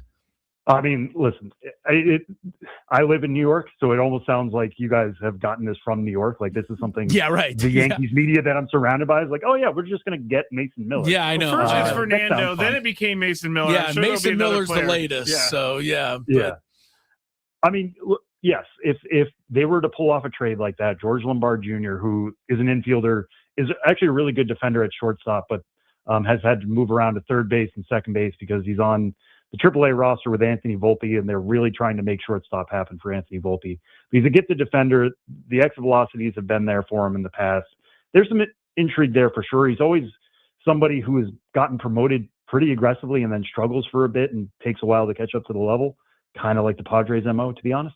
But could he be the long-term solution, to take the job away from Xander Bogaerts? Maybe. Is that worth trading the best reliever in the world? No. I mean, the Yankees have some interesting pieces. It would have to take them doing essentially what the Padres did last year, emptying out the cupboard to get Mason Miller. And I just wouldn't do that. I know it's a rough stretch right now, but one of the wild card spots is certainly gettable. And if you have a 6-7 headed monster like their bullpen in October and November, that's going to give you a chance. I wouldn't blow that up for much less than a top 5 prospect. Yeah, well, like I said, you lose a couple more games, they'll be ready to ship anybody out of here. Sam, as always, great talking to you. Thanks for great insight on some of these young guys, and we'll hope that they can come home on their first homestand and flourish a little bit. And we'll catch up with you down the road. Appreciate all your intel. All right. Thanks so much for having me, guys. Sam Dykstra making us all a little smarter there from MILB.com.